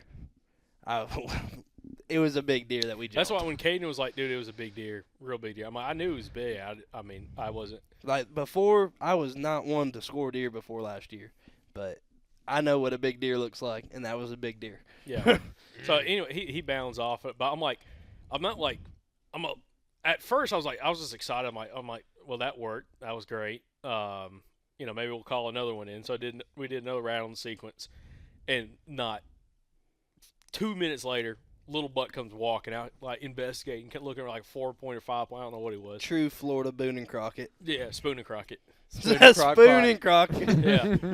Yeah, Spoon and Crock Pot. I'm sorry. Yeah, there you go. But he came out and that deer would not leave us, man. No, we rattled him in 3 times. Yeah, and he came in and he'd walk up and down that little old road bed next to us in the timber, and like like we made a mock scrape right there on the roadbed, like 20 yards from the tree.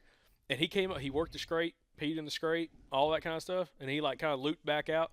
I called again, he came right back. I'm like, bro, leave us. Like, I mean, it's cool to have you over here. Anybody listening to this podcast, just so you know, if you come to Kansas and you hunt anywhere in regards to where we did, just know you're going to find at least 300 mock scrapes that were made by Jacob pissing. Fun fact, more scrapes are made by Jacob than deer in Kansas. Yeah, Kaiden's over here having like had like a little personal counter going every time I had to take a leak. He's like, dude, that's number 8, dude. What's wrong with you? I drink a lot of water. I think he's got bladder issues. I said he maybe needs to get his prostate checked or something like that, bro. It's like, it's not good. It's a little bit tampered with. Yeah, it's impressive, honestly. Like I was telling you the other day, me and Jacob were hunting this place, and we had to cross this creek. We had to take our boots off and cross the creek. And when we stopped, he had to take a leak. And we take our boots off and we get ready to cross the creek. It takes maybe 5 minutes. And he takes another leak. And it's like a steady stream both times. I'm like, how do you pee this much? He's dude? got PSI behind his piss. There's at least 45 pounds of pressure in there at any given moment. Dude, I know Anthills hates to see him coming. I'm an Anthill's worst nightmare. Like tonight, he goes, Bubby, it's prime time, but I'm about to burst. and then for the next minute and a half, all you hear is a solid stream.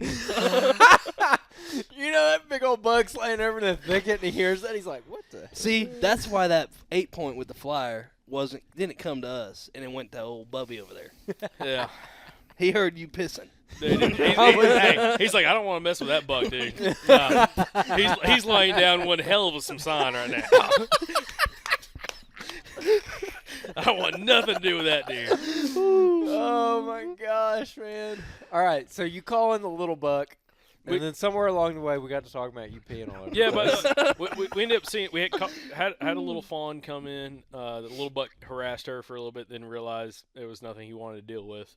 She came through and fed a little bit and kind of went up into the timber a little bit more and I guess bedded down at some point. But that was kind of a wrap of that day. By last year we had seen that doe fawn was probably 7:30, 8 o'clock. I mean, it all kind of happened pretty early because it's not getting. It's not sunrise out here. It's not until like 7:05, 7:10. That little buck, he actually, it was kind of cool. So he bedded down. He ended up, when he left that harassed that little doe fawn, I thought he disappeared, but he actually bedded down next to a cedar, maybe 90 yards from us. And I didn't notice that until we were sitting there. And all of a sudden I look back and I'm like, man, that looks like a buck laying there. Throw my binos up and it says him, and dude, he's dozing. He's got his head down like this, like actually sleeping. I was like, it was pretty cool to see. Got some footage of it. And then after he lay there for probably 45 minutes, woke up from his little power nap, and then mosey on, kind of moved on. But that was pretty much a wrap for that morning. But I was like, man, we should have friggin' we should have been tagged out. No, we were talking about, we should have had that buck killed, come back, and already been cracking a beer by 9 a.m. Oh, we should have been day drunk by 10. 100%. We should have been to the liquor store. Can y'all tell Kaiden's from Florida? That's pretty good. But yeah, straight out 352, baby. I guarantee we get comments from people in that same zip code. Hey, Marion County, come on! Not zip code. Yeah, zip area code. Area code. That's zip code, area code, same difference. No, it's completely not the same thing. Completely different. Close enough. One has 5 numbers, and one has 3. Well, they both for 352, they both start with the same. So close enough. You lost me. Okay. All right, moving on.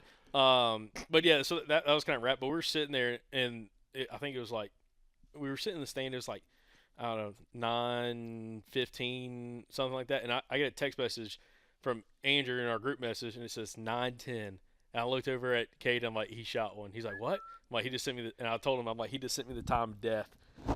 He's like, "What are you talking about?" I'm like, "Yeah." I started doing it during turkey season. Like, I killed a turkey, I'd send him, the time, and that was it when I killed one. No context. It would be like, I would get a text and it would be like 7:52. That's all it would say. I'm like, Jacob shot something. Yeah.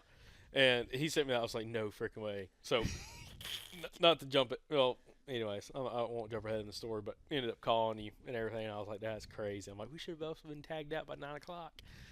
Lord. Shoulda, coulda, woulda. No, we would have been tagged out, deer cleaned, back at the truck with a beer in our hands by 9 o'clock. Yeah, because, I mean, y'all rattled that deer in before 7 a.m., right? Yeah. He was, it was 6:55. Yeah. It was first thing. We weren't in the tree for 20 minutes. Yeah, that's ridiculous. Like, actually set up, not moving no more. Yeah, situated. Yeah. Maybe third day in the road, third morning's a charm. I'm telling you. I feel good It about better it. be.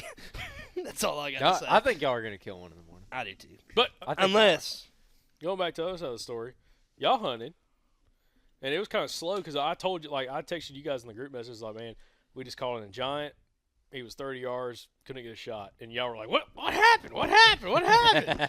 How'd you not kill him? Why'd you not shoot him? Blah, blah, blah. Did you shoot him? No. I'm like, well, you didn't get a shot off?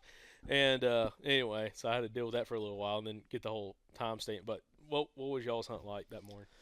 Well, we weren't seeing as many big bucks as y'all have been seeing, scouting or hunting otherwise. But the one we did see, I mean, Yeah. he gone.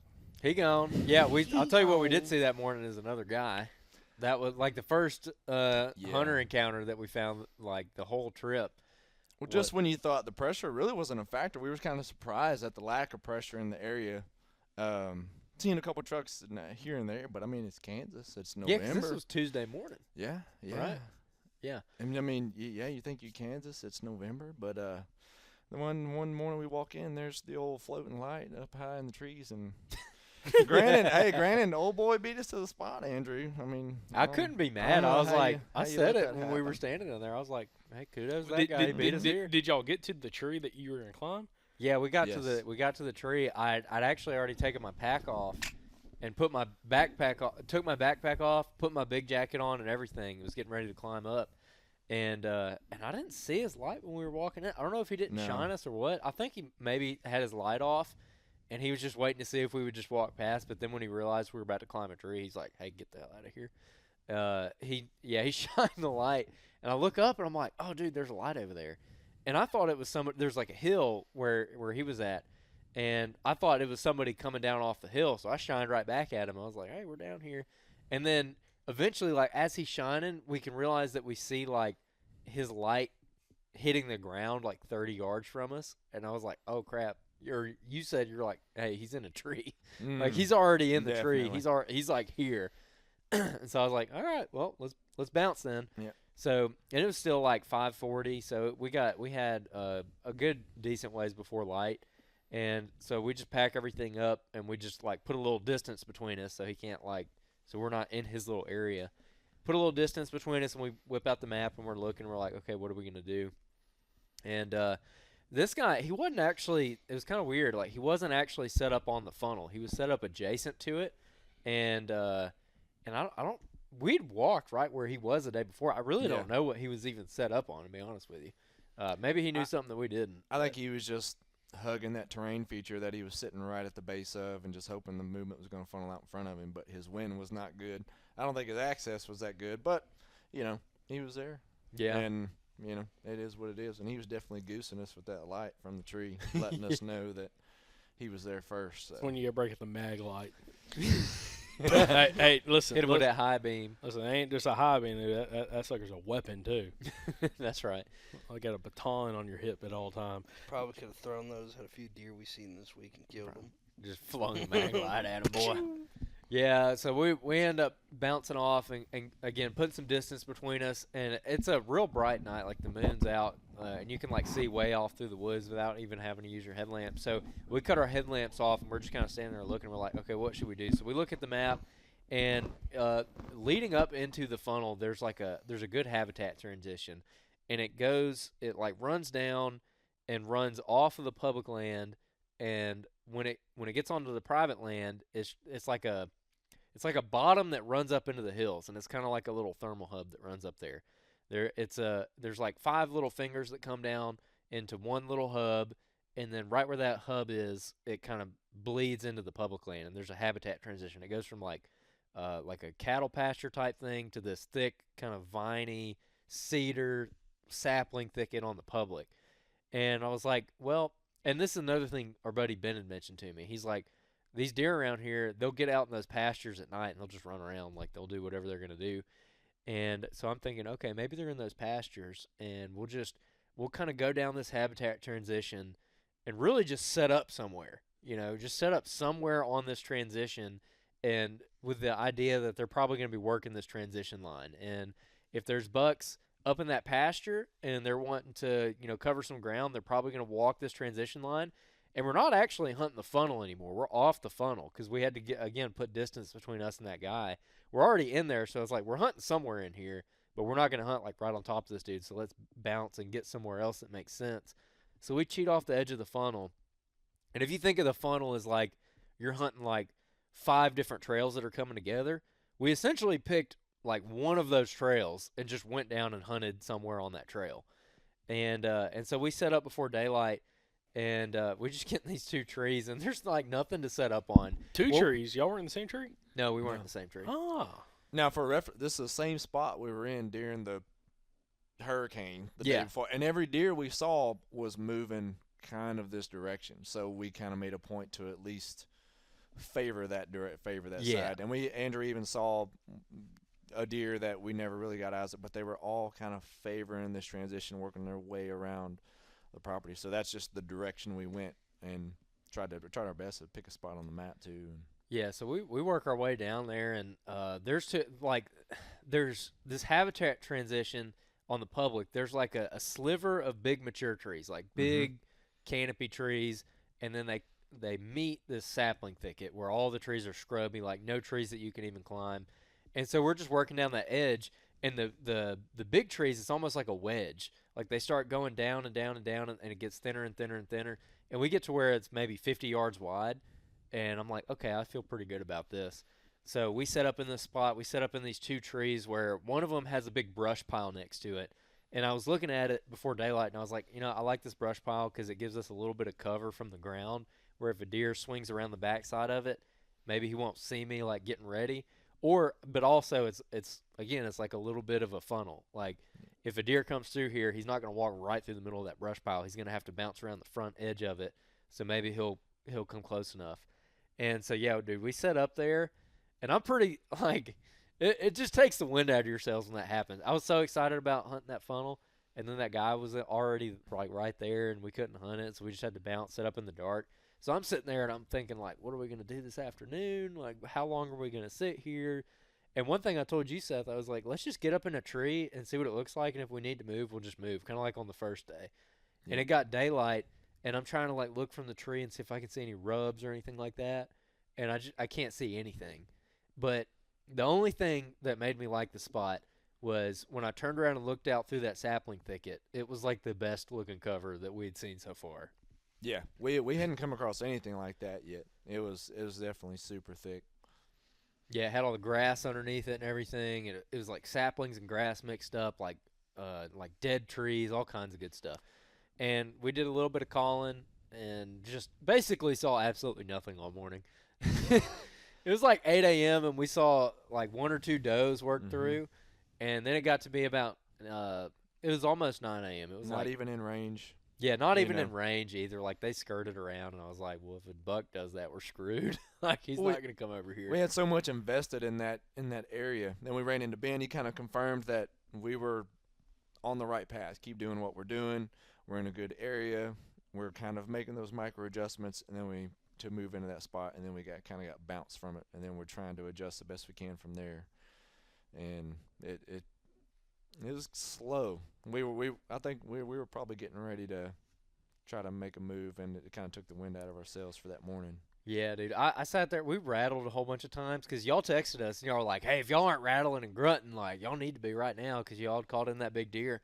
So I've been rattling, grunting all morning, doing the thing, and then I rattled just before 9 a.m., and after I rattled, like, it got quiet. It's like real quiet that morning. It was the only morning that wasn't real windy.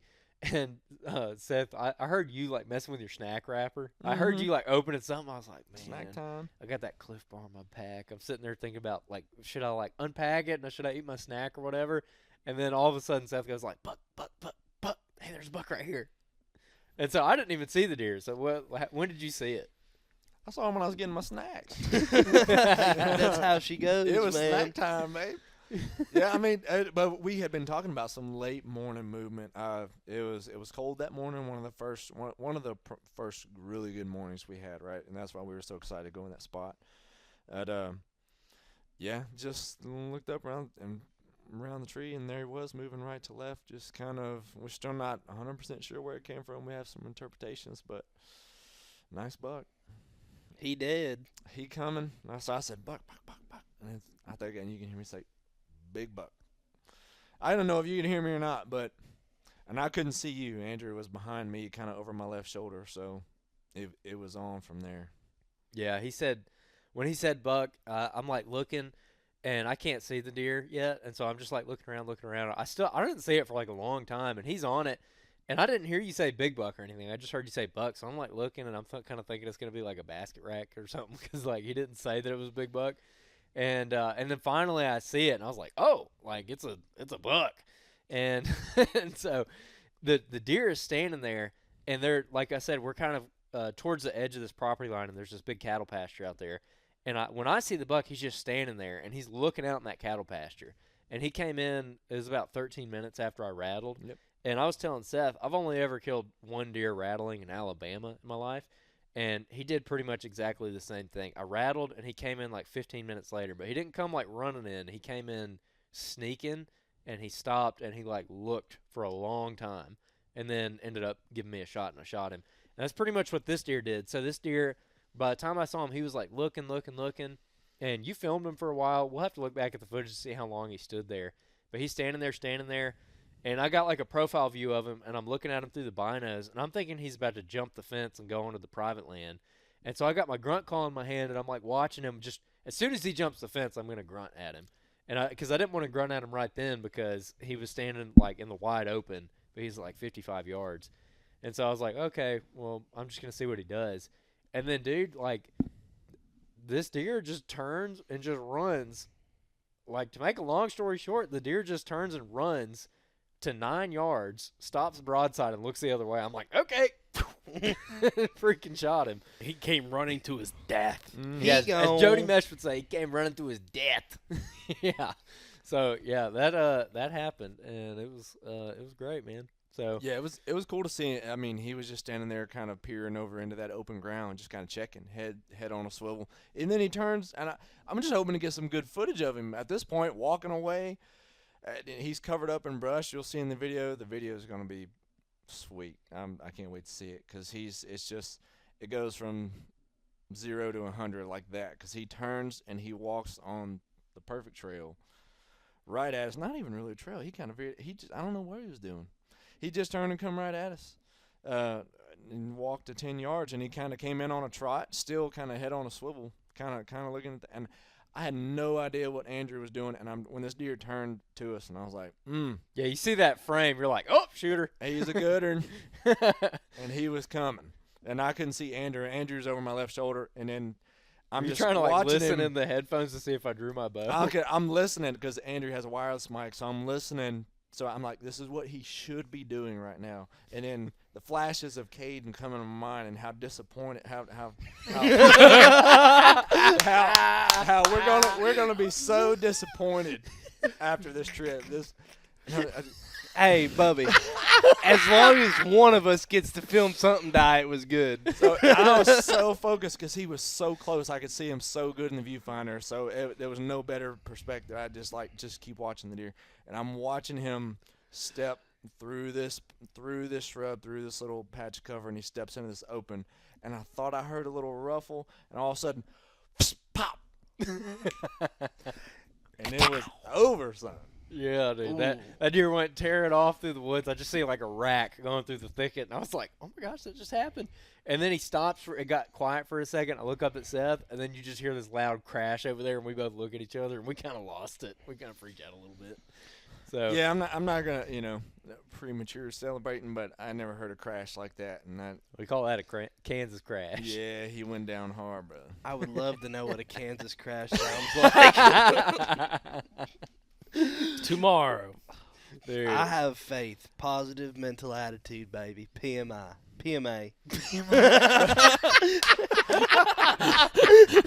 hey, that's Florida for you. Oh my Hey, man. gosh! Come on, Bubby. This podcast is everything I hoped it would be. But when we got down, Thought we did see some fresh rub, nice size rub close by. Yeah, We yeah. could Once see- we got on the ground, Yep. we're like, "Oh, this spot's awesome." Yep, we You know? did find a pretty good trail. I mean, the spot was a good spot. I mean, we did the best we could with what we were given that morning, but I mean, we were fortunate enough to set up. And like I said, almost at gray light, we could see that thicket back there. It was just gnarly thick. I mean, it was East Texas thick, I'll say, because you couldn't walk through it. And that's where he was headed. He was headed for that cover, and that's kind of where the cover he crashed in. So Yeah, it is. we knew that cover was going to hold deer, so you felt good about that. But yeah, we found some sign once we got down, and the rest is history. Seth, you got to tell us the aspect of the story when y'all were blood trailing it and tracking it, and you were the first one to lay eyes on the deer. Yeah, he went 70 yards. Yeah, he ran 70. We kind of marked it off. Yep, didn't bleed a whole lot, but and Andrew was on the blood. We're following the blood, and I'm about 10, 12 yards behind him, and it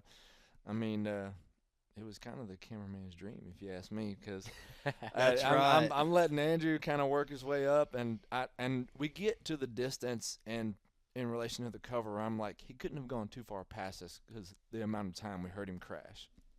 So Andrew's up there kind of just he's kind of. So I start looking around. I'm like, he's got to be close, and I'm looking in the cover. He didn't crash in this cover because it wouldn't have made that same sound. I'm looking over here, and there he is. He's got his head kind of caught up in some real thick brush, and Andrew starts. The blood kind of goes nowhere, right? So he starts turning. So I'm turning. I'm like, I don't know what to do here.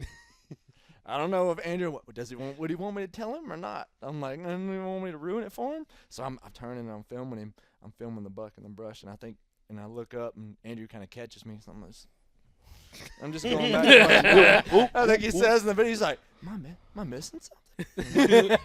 And I think I was grinning pretty hard at that point. So Yeah, I could see the grin. I was Yeah, like, yeah. oh, he sees him. yeah, and then he spotted him pretty quick thereafter, and it was all celebrating after that. So celebrating in the thicket. So it was pretty awesome.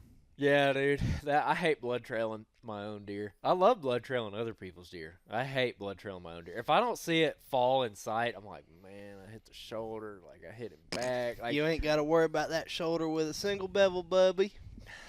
I don't know. But listen, I was perfect. Come on. I had made the decision though. I was gonna let you wander around there for a while if you wanted to, and then because I felt kind of privileged. Well, dude, I was surprised because I was shooting the Sever like 2-inch cut mechanicals, and he's at 9 yards. I'm shooting 70-pound Matthews Hayline, 29-inch draw, and I'm shooting 125 grain heads. And he's at 9 yards, and I did not touch the shoulder at all, and I did not get a pass through on that deer. So that's You got an exit hole, but not a full passer. I mean, I got an exit hole.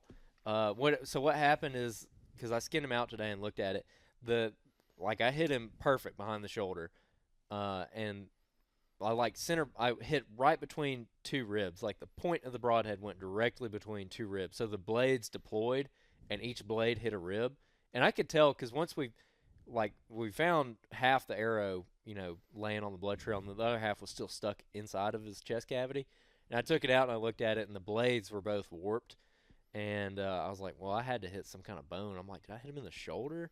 Because there was like a exit hole on the other side, on the opposite of the hide, but it was like a hole, like a little bullet hole. Yep. And yeah, what happened is, I guess when that broadhead hit those ribs, it just lost its momentum, and the tip poked out the other side barely. And as he was running, it kind of like wallowed out that little hole because that arrow was still stuck in him. but the blood was like pretty underwhelming. Outside of the last like 10 yards, where basically he ran down the trail and he stopped and stood there for a second, and like he bled pretty good right there, and then he like sidestepped off the trail and fell in the brush, and that's where he was laid dead. Other than that, it was sparse, dude. Yeah. It was like little bitty pin drops, and I was like, I felt good. 'Cause this is the good part about filming the hunt. We watched the footage back. I'm like, yeah, he is smoked. Like he's done.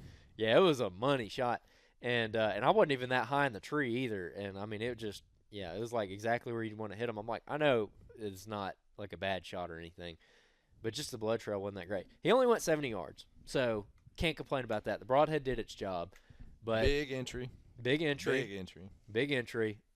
Exit underwhelming. So I don't know. Just keep tweaking my gear. I'll probably try a different mechanical now. I kind of want to try those T2s that you've been shooting, Jacob. That's the second deer I've shot with those Severs. Hey, if you want to shoot a doe tomorrow with them, I got them. I got an extra pack. I mean, I'm kind of well. No, I don't have any more cooler space.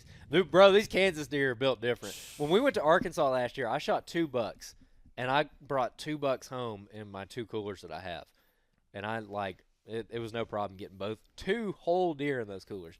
Well, I killed boned out. Well, this deer's Yep. boned out. I'm And so- I can't fit anything in. I couldn't fit an egg in those coolers with all this deer meat, and that's just 1 buck from Kansas. I told y'all need to bring a bigger cooler, but no, don't listen to me. I'm Dude. just a dumb Floridian. You're used to shooting the pygmy deer, Hey, them old pine goats. them old pine goat, son. Yeah, we've been joking the last couple of days about catching up to a buck. We's gonna jerk the britches off one with us. Some big britches, bro. Big britches. Yeah, man, the drag out was fun. It wasn't too bad actually, Dude. especially after we gutted him with both of us there. But dude, when you were taking photos as I was like dragging him out to gut him and everything, because I was like, Jacob and Kaiden might want to come hunting here. Let's like drag him off the trail and gut him kind of away from the spot. Dude, I started dragging that thing. I was like, dear God, dude, these deer out here. We were joking about it too. The does coming through the woods look like a bunch Oh of my mules walking around. gosh. They're Yeah. huge, man. Just the bodies. Even the squirrels out here are big. Dude, I've seen They some got Boone some- and Crockett squirrels out here. Boone and Crock Pot. Boone and Crockett squirrels. It's been impressive. So yeah, man, that was my hunt. That was it. What is the deer? How many points he got? You described him at all. Yeah, how big Oh, is I'm he? gonna cut pictures into this video. I guess if you're an audio listener. Yeah. you How haven't big seen- is he? I don't know how big he is, but he's just a big 8-point, man. Like he did it for me. He ran in 9 yards and I shot him. Big 8-point. He's my biggest buck to date. Biggest buck I ever shot. Definitely my biggest with a bow. And actually, I was gonna mention something about that. It gives me a new confidence bow hunting because he's the first like truly like big buck that I've shot with a bow. I've shot other bucks with a bow, but they've always been like smaller deer, Cool bucks. cool bucks. And yeah, no, he's the first big buck I've shot with a bow, and it kind of has me thinking about some places at home. He's where I have some just good your opportunities. classic Midwest white horn, Just big framey frame 8-point. I mean, gorgeous. Yeah, super clean. Yeah. He's got I caped him out today, and he's got a big freaking knot on the side of his skull underneath one of his bases where I think he was trying to sprout an extra point. It's like a big old bump right there. It was hard as crap to like skin around it, getting the cape off the bases of his antlers and everything. But yeah, dude, that was my Kansas tag. Thrilled to death with it. So that was my day. Came back here, started Warm-legged it. started warm legging it. Had some lunch, relaxed, Him and Seth been warm legging it together. Yeah, Just started shooting B-roll. started shooting some B-roll, son. So yeah, and then you guys, what y'all do yesterday afternoon? Went to the freaking Went to the swamp. went to the hellhole. Oh Ju- yeah, Jumped a Magnum. Yeah, well, so you had told us when y'all were coming out one day, y'all seen a giant, like Oh yeah. off the access y'all were using to get in there. So I'm like, dude, well, I'm good to go in there because we were talking about the spot we've been hunting in the last couple mornings. Probably is more of a morning spot, even though we've seen some deer in the evenings. We've only hunted in the mornings. So we're like, oh, dude, let's just go bounce over there. We're going to go hunt that. And then also we can go see Andrew's deer or see your buck. So we go over there anyways and met up with you and went back into that spot. And we had to park and kind of work in like on the edge of a little, like kind of a little slough head, kind of getting back of this like real thick stuff. And there's originally you showed me a pin of like, man, you ought to get like right here. There's a bunch of scrapes and all that kind of stuff. Well, we were kind of we didn't have a whole bunch of time by the time we started, going into the area. And as we were walking in, we got that slough, and we were walking it in knee boots. And all of a sudden, I hear Kaiden. He said, "Buck, buck," and I'm like, "What?" And I'll turn and look, and the little peninsula right here next to us to our right, this buck gets up, like almost identical to your deer.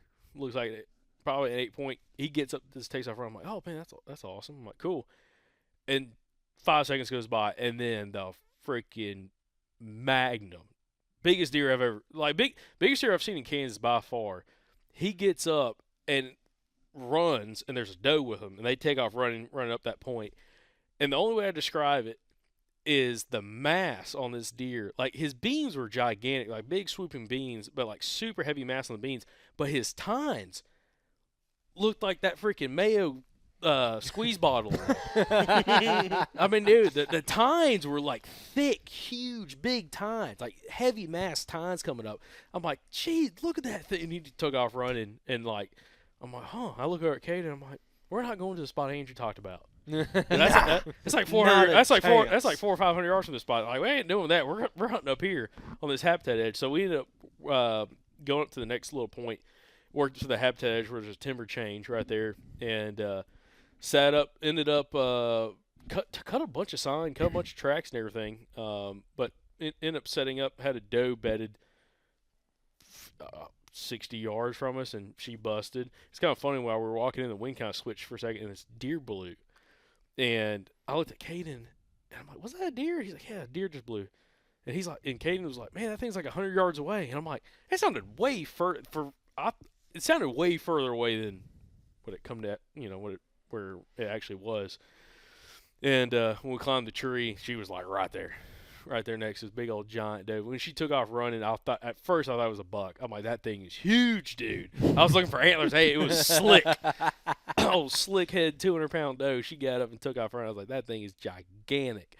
Ended up, we saw one more doe that night, but nothing crazy. But this morning, had another shooter though come in. Why are you shaking your head? Because it just hurts my heart. Bubby's disappointed. Dog, it just breaks me. It just breaks me. Oh, Kaiden, I don't like seeing big deer live. Over and over. Dude, big deer are supposed to die. It's called catch and release, Kaiden. Yeah, you're real good at it. I love you, Bubby. I'm just Love you pulling too. your strings. So This is great. so this morning, That's why we had to have Kaiden on. yeah. So this morning we go back into the same spot we've hunted. I guess the last, well, no, it was the second morning we went in there. Same spot where we've seen all these big deer at, where we called in the big deer the day previous. It's up in the same tree, same call sequence, right at 6:45 ish, right there, like right when you see your pin's real good. And I don't know, probably 15 minutes goes by, nothing happens. I looked at Kaiden, I'm like, I'm gonna call again, and I do a grunt sequence, big tinning grunt sequence, like rah, rah, rah, rah, rah, a couple long drawn out kind of buck roar ish. I put the grunt call down, and it goes 30 seconds to a minute, and I look up, like Kaiden just put his camera down, and I look up, and there's this buck coming. He's rounding the corner of this habitat edge, and he's coming at us, and I'm like, Kaiden, buck, shooter. He's like, where? I'm like, he is right there. the first word you said was shooter. You said shooter. And I said, where? You said right there. Oh yeah. So that's one thing I learned with Kaiden. I'm real bad, like, when a deer like that comes, or it is, to be honest, I think it's any deer comes He's out. terrible with telling me where the deer Like is. where the deer is. Terrible. Right there. I'm like in front of me. Like, look where I'm looking at. He's right here. He goes, by the cedar tree. There's 100 cedar trees, Bubby. You got to be a little more specific.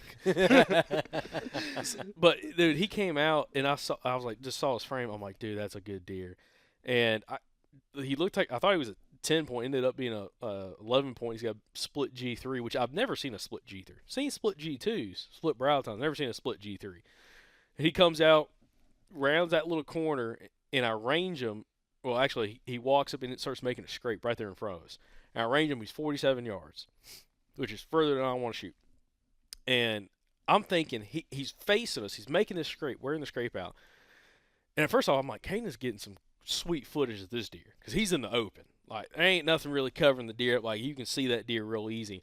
And I'm like, he's going to walk right here in front of us, and he's going to come down this old road bed right here in front of us where we have our mock scrape and there's other rub stuff going down it at like 15 to 20 yards. So, like, while he's there, I'm rearranging a couple holes I've got through, like, the canopy cover, double-checking ranges, and I look back up, and the deer's like, I'm like, where the hell's the deer at? And Kaiden's like, he's still right there. And he, like, turned broadside, and instead of looking at us, he's now, like, looking to our left, facing to the left, and he starts walking. I'm like, oh, crap. I'm like, he's going to try to circle below us downwind. I'm like, that's fine. I'm like, I'm going to shoot him downwind. Like, no big deal. Well, he crosses that little drainage, comes up the other side, and I'm thinking he's going to cut. So I'm like, we're now rearranging a couple things on that side, a couple holes. And that sucker, right when we get to the drainage, I did another snort wheeze. Yeah. Yeah, and he looked down. Didn't learn his lesson from the day before. Dude, he looked down there, kind of like in that in our general direction, kind of looking down there, and then he just kind of turned his head, and he's like, "Oh, well, I don't care about that buck," and he crossed that drainage, and instead of cutting up towards us, he just did a circle, kind of worked past us, hit the got close to the property line, started working down the property line, and I'm like, son of a gun, I'm rearranging stuff. I'm like, dude, he's 55 yards. I'm like, I can't shoot that thing. There's crap all in the way. Even if I want to shoot, there's crap all in the way. And it was interesting because when we watched the footage, Kaiden has got that sucker zoomed in. I mean, you can see the deer, and he's like kind of working away. And all of a sudden, I just see like a flash of brown. I'm like, what the heck just happened? He said, oh, he just caught a ground scent. Like, he just busted. He jumped over the fence. I'm like, what? Threw my binos up, and I'm like, crap. He jumped over the fence, started walking down the other side of the fence on the private land. Well, he walks 10 yards, stops, looks around, and jumps back over the fence onto our side. And I'm like, what is this deer doing, dude? And he just kind of works down a little bit further and cuts back in the woods and then kind of walks off. I'm like, hey, the second he gets where we can't see him, I'm going to call again. I'm going to do a grunt sequence and do a little rattling. Did that. He never showed back up. And then after that, me and Kaiden looked at each other and I'm like, that same spot he popped out in, spot the doe fawn and the little buck popped out in. It's a little opening in the timber where it's just kind of grassy and there's rubs all around. You can see there's some rubs right there. And that little buck had come through and made a little scrape right there as well the day before. So I'm like, dude, me and him looked at each other like, we need to get down. We need to go over there. Because, like, if another buck comes through, that's probably where it's going to come at. We ended up getting down, repositioning, found another tree, climbed up that. And actually when we got there, I'm like, oh, yeah, this is way better. Because it's like you had a CRP field that came up to the edge of this timber. That CRP is on public. Timber edge where we're at. Private land property boundary, which has like a little bit different kind of looking timber on it, like smaller timber. And there's two big trails. There's one trail coming right down like 20 yards off the property line. There's another trail that hits it at a 45-degree angle that comes down like another little opening on the edge of the timber, and they all meet right there where the scrapes are. And we found a tree right in the middle of them where you shoot both of those trails at 20 yards. And we climbed up the tree. While I was climbing up the tree, hanging the set, which was terrible. Stupid decision. Kaiden got to see this. Get a little heated. Bubby was flustered. Listen, with a capital F. I'm not the most flexible guy, but I'm fairly flexible. I had my bibs on in my jacket because it was cold this morning. It was like the field temperature, whatever, was like 29 or something like that this morning. And I'm like, I'm not taking all my stuff off because we're just walking 60 yards and getting set back up. So as I'm climbing this tree, I got single step aiders on my sticks. I'm hanging my sticks. I can't get my foot in the aider. And then when I do get in the aider, because my bib's on, just like kind of bulkiness around the knee, I can't get the foot from the aider to my other foot on the step, which is not that far. Pretty hilarious. And dude, I was like, I was ticked off. I was pissed. Did you film it? Oh yeah. Oh. Meanwhile, there's a doe 50 yards from us, and he doesn't give a rat's ass about this damn deer. I can just see he's red-faced as it is always, but he looked like a cherry. He was that red. Dude, I was hot. I was sweating. Couldn't get my freaking legs. Couldn't get my feet up on these 29 stupid degrees sticks. and sweating. That's always nice. Man. Yeah, but anyways, that doe, she never even like busted. She stood up there in that CRP just feeding around. I looked at her, I'm like, I don't see a buck. I don't care. Keep climbing, whatever. And then when I get up to the top of the tree, I'm sitting there hanging my platform, and here comes that doe and another one just be bopping down. Yeah. Not a care in the world. Yep. So ended up seeing a couple more does, and then bounced because Seth, you went to a spot today because again Andrew's tagged out, so you're just like kind of driving around. I was like, hey, y'all go scout some stuff for us. Y'all drive some roads. Let us know if you. I told y'all, or I think maybe Kaiden. I was like, hey, or actually I told you last night, Seth. It's like if you could drive around daylight, hour after daylight, around some of those CRP fields right next to where we're at. Just let us know if you see some bucks out there. Just let us know. Like if you see something, holler. And you drove through, and all of a sudden you like start sitting in his pins, like, "Hey man, I got a buck right here. Hey man, just saw another buck. Hey, I got 2 bucks fighting right here." And I'm like, "Where the heck?" And I'm looking at it. I'm like, "They're right across the road from us. Like, what's going on? Like, what?" I'm sitting in the tree, and I'm like, "Dude, I swear, like, at sometimes I'm like, I feel like we're right where we need to be. It's just like small things kind of go wrong. We're just off, maybe 10, 15 yards of where we should be set up.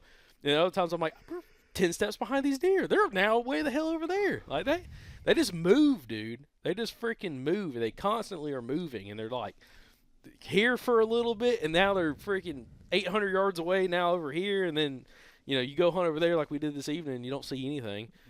And then we find out when I pulled up this evening, Andrew's like, "Oh man, I drove over there," which we saw Andrew's truck. We could see Andrew's truck from where we hunted tonight around the CRP fields.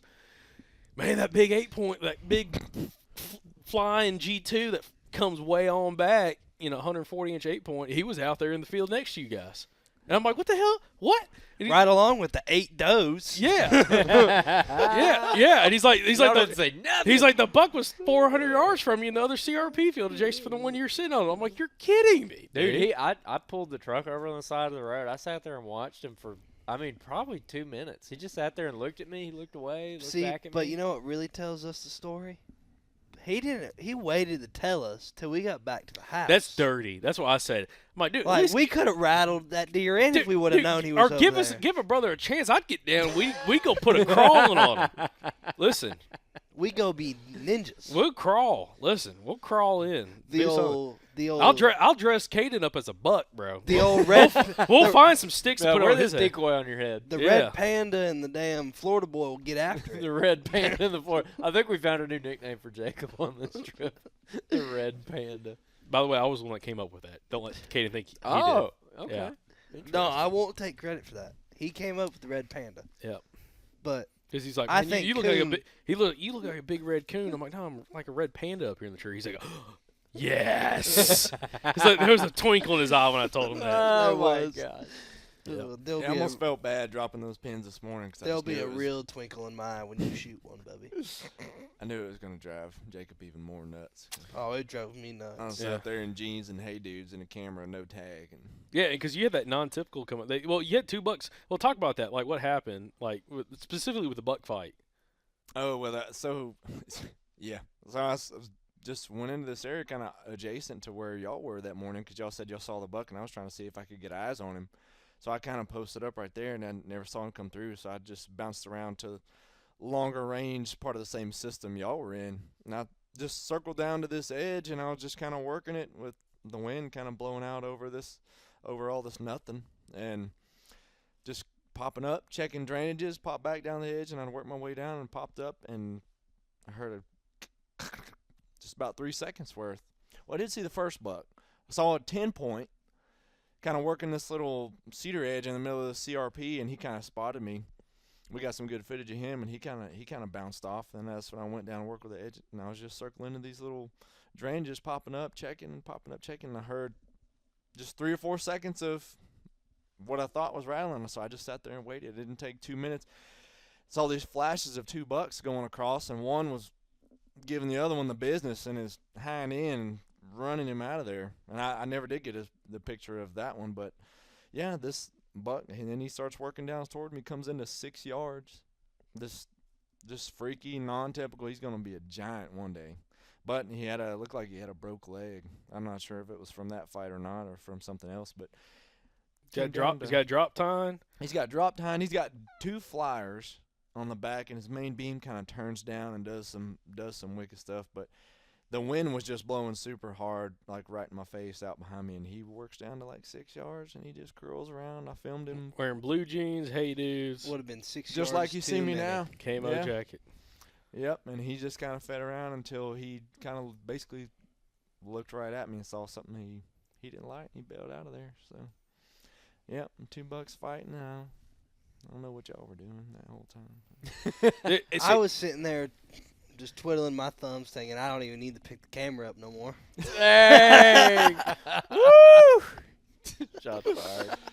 Don't have to pick the camera up if we ain't got a buck right there.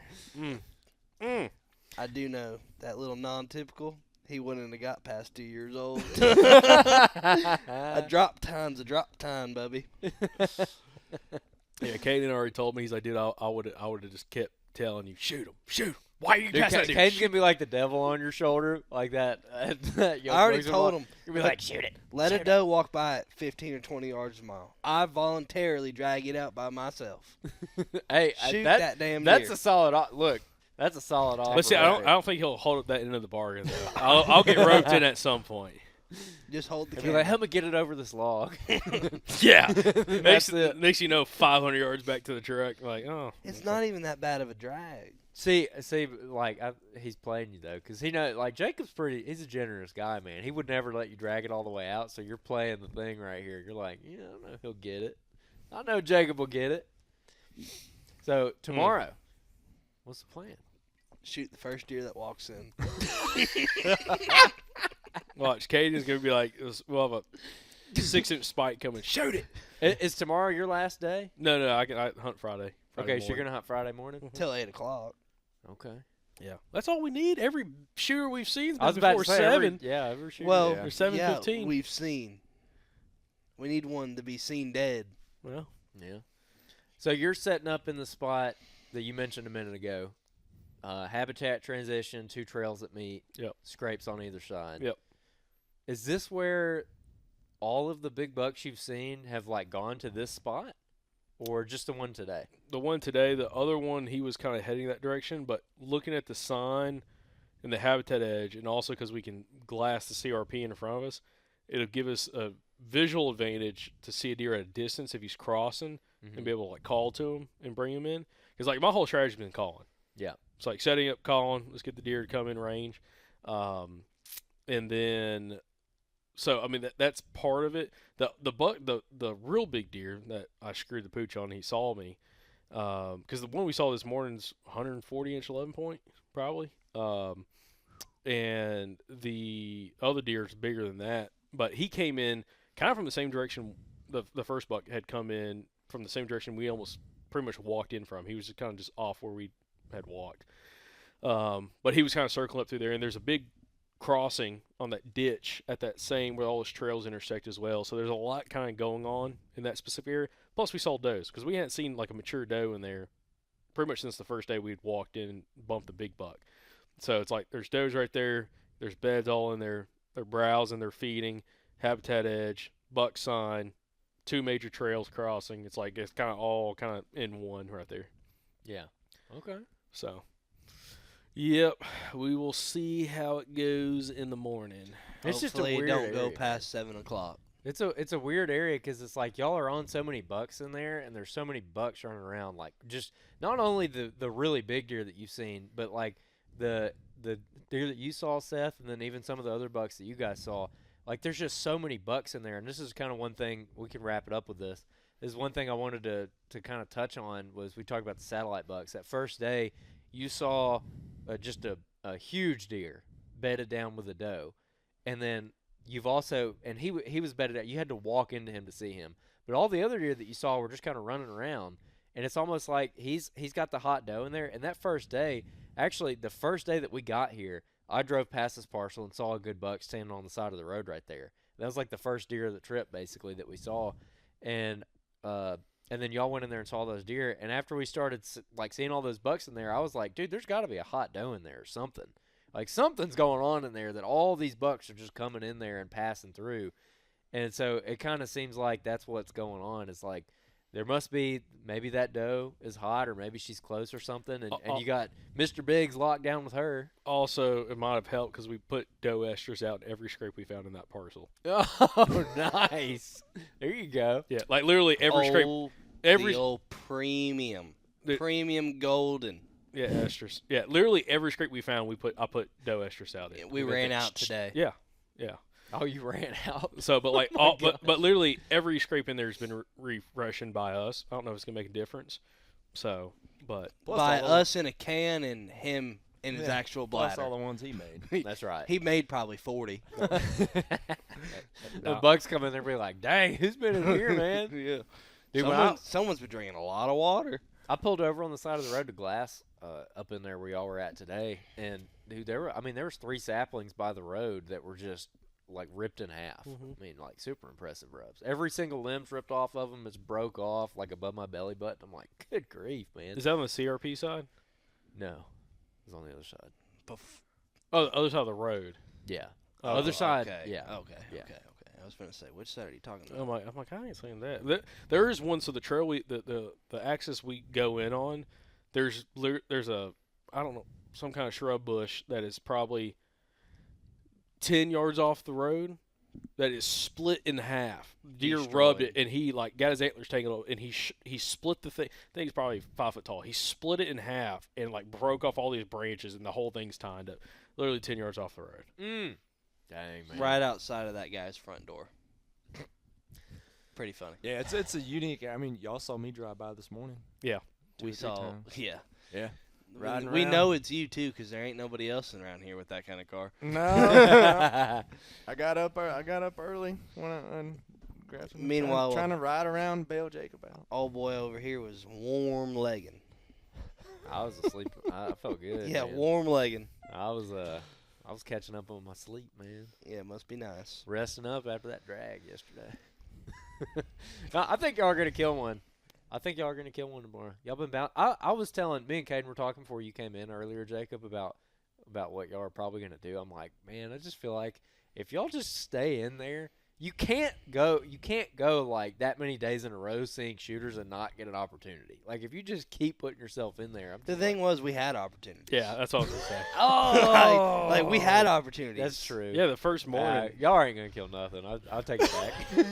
Thanks for the confidence, Bubby. It's gonna make for a great all-day sit tomorrow. You better pack some snacks, son. I'm better pack my sleeping bag. That's what I'm talking about. Because right now we're gonna get less than 5 hours of sleep as of right now. Yeah, Bubby, I know. Trust And me. I'm already, dude. I could have gone to bed at 6 o'clock tonight. I could have went to bed at noon.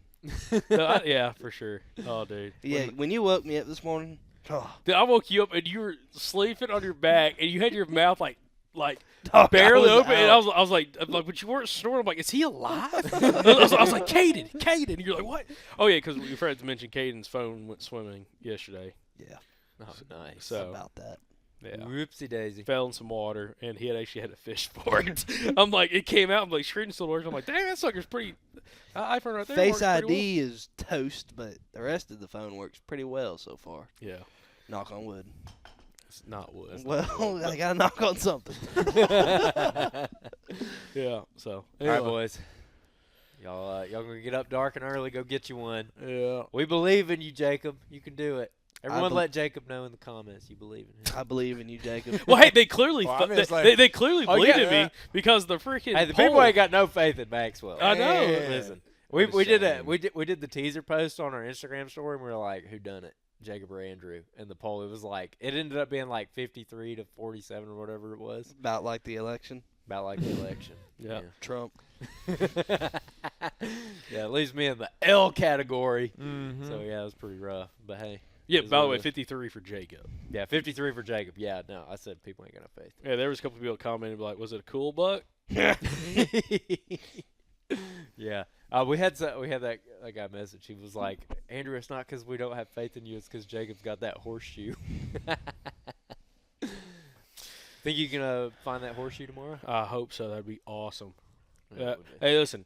If we get when we get one to come in tomorrow, Oh, the footage is did you hear gonna. that? The footage. If he works down one of those trails, the footage will be sweet. Just know I got it. That's right. Yeah. I got it covered. We just got to make sure Kaiden doesn't move. Yeah, Kaiden doesn't move. Right. Right. That's what the 360 camera shows are, right? Oh, I can't wait to edit this.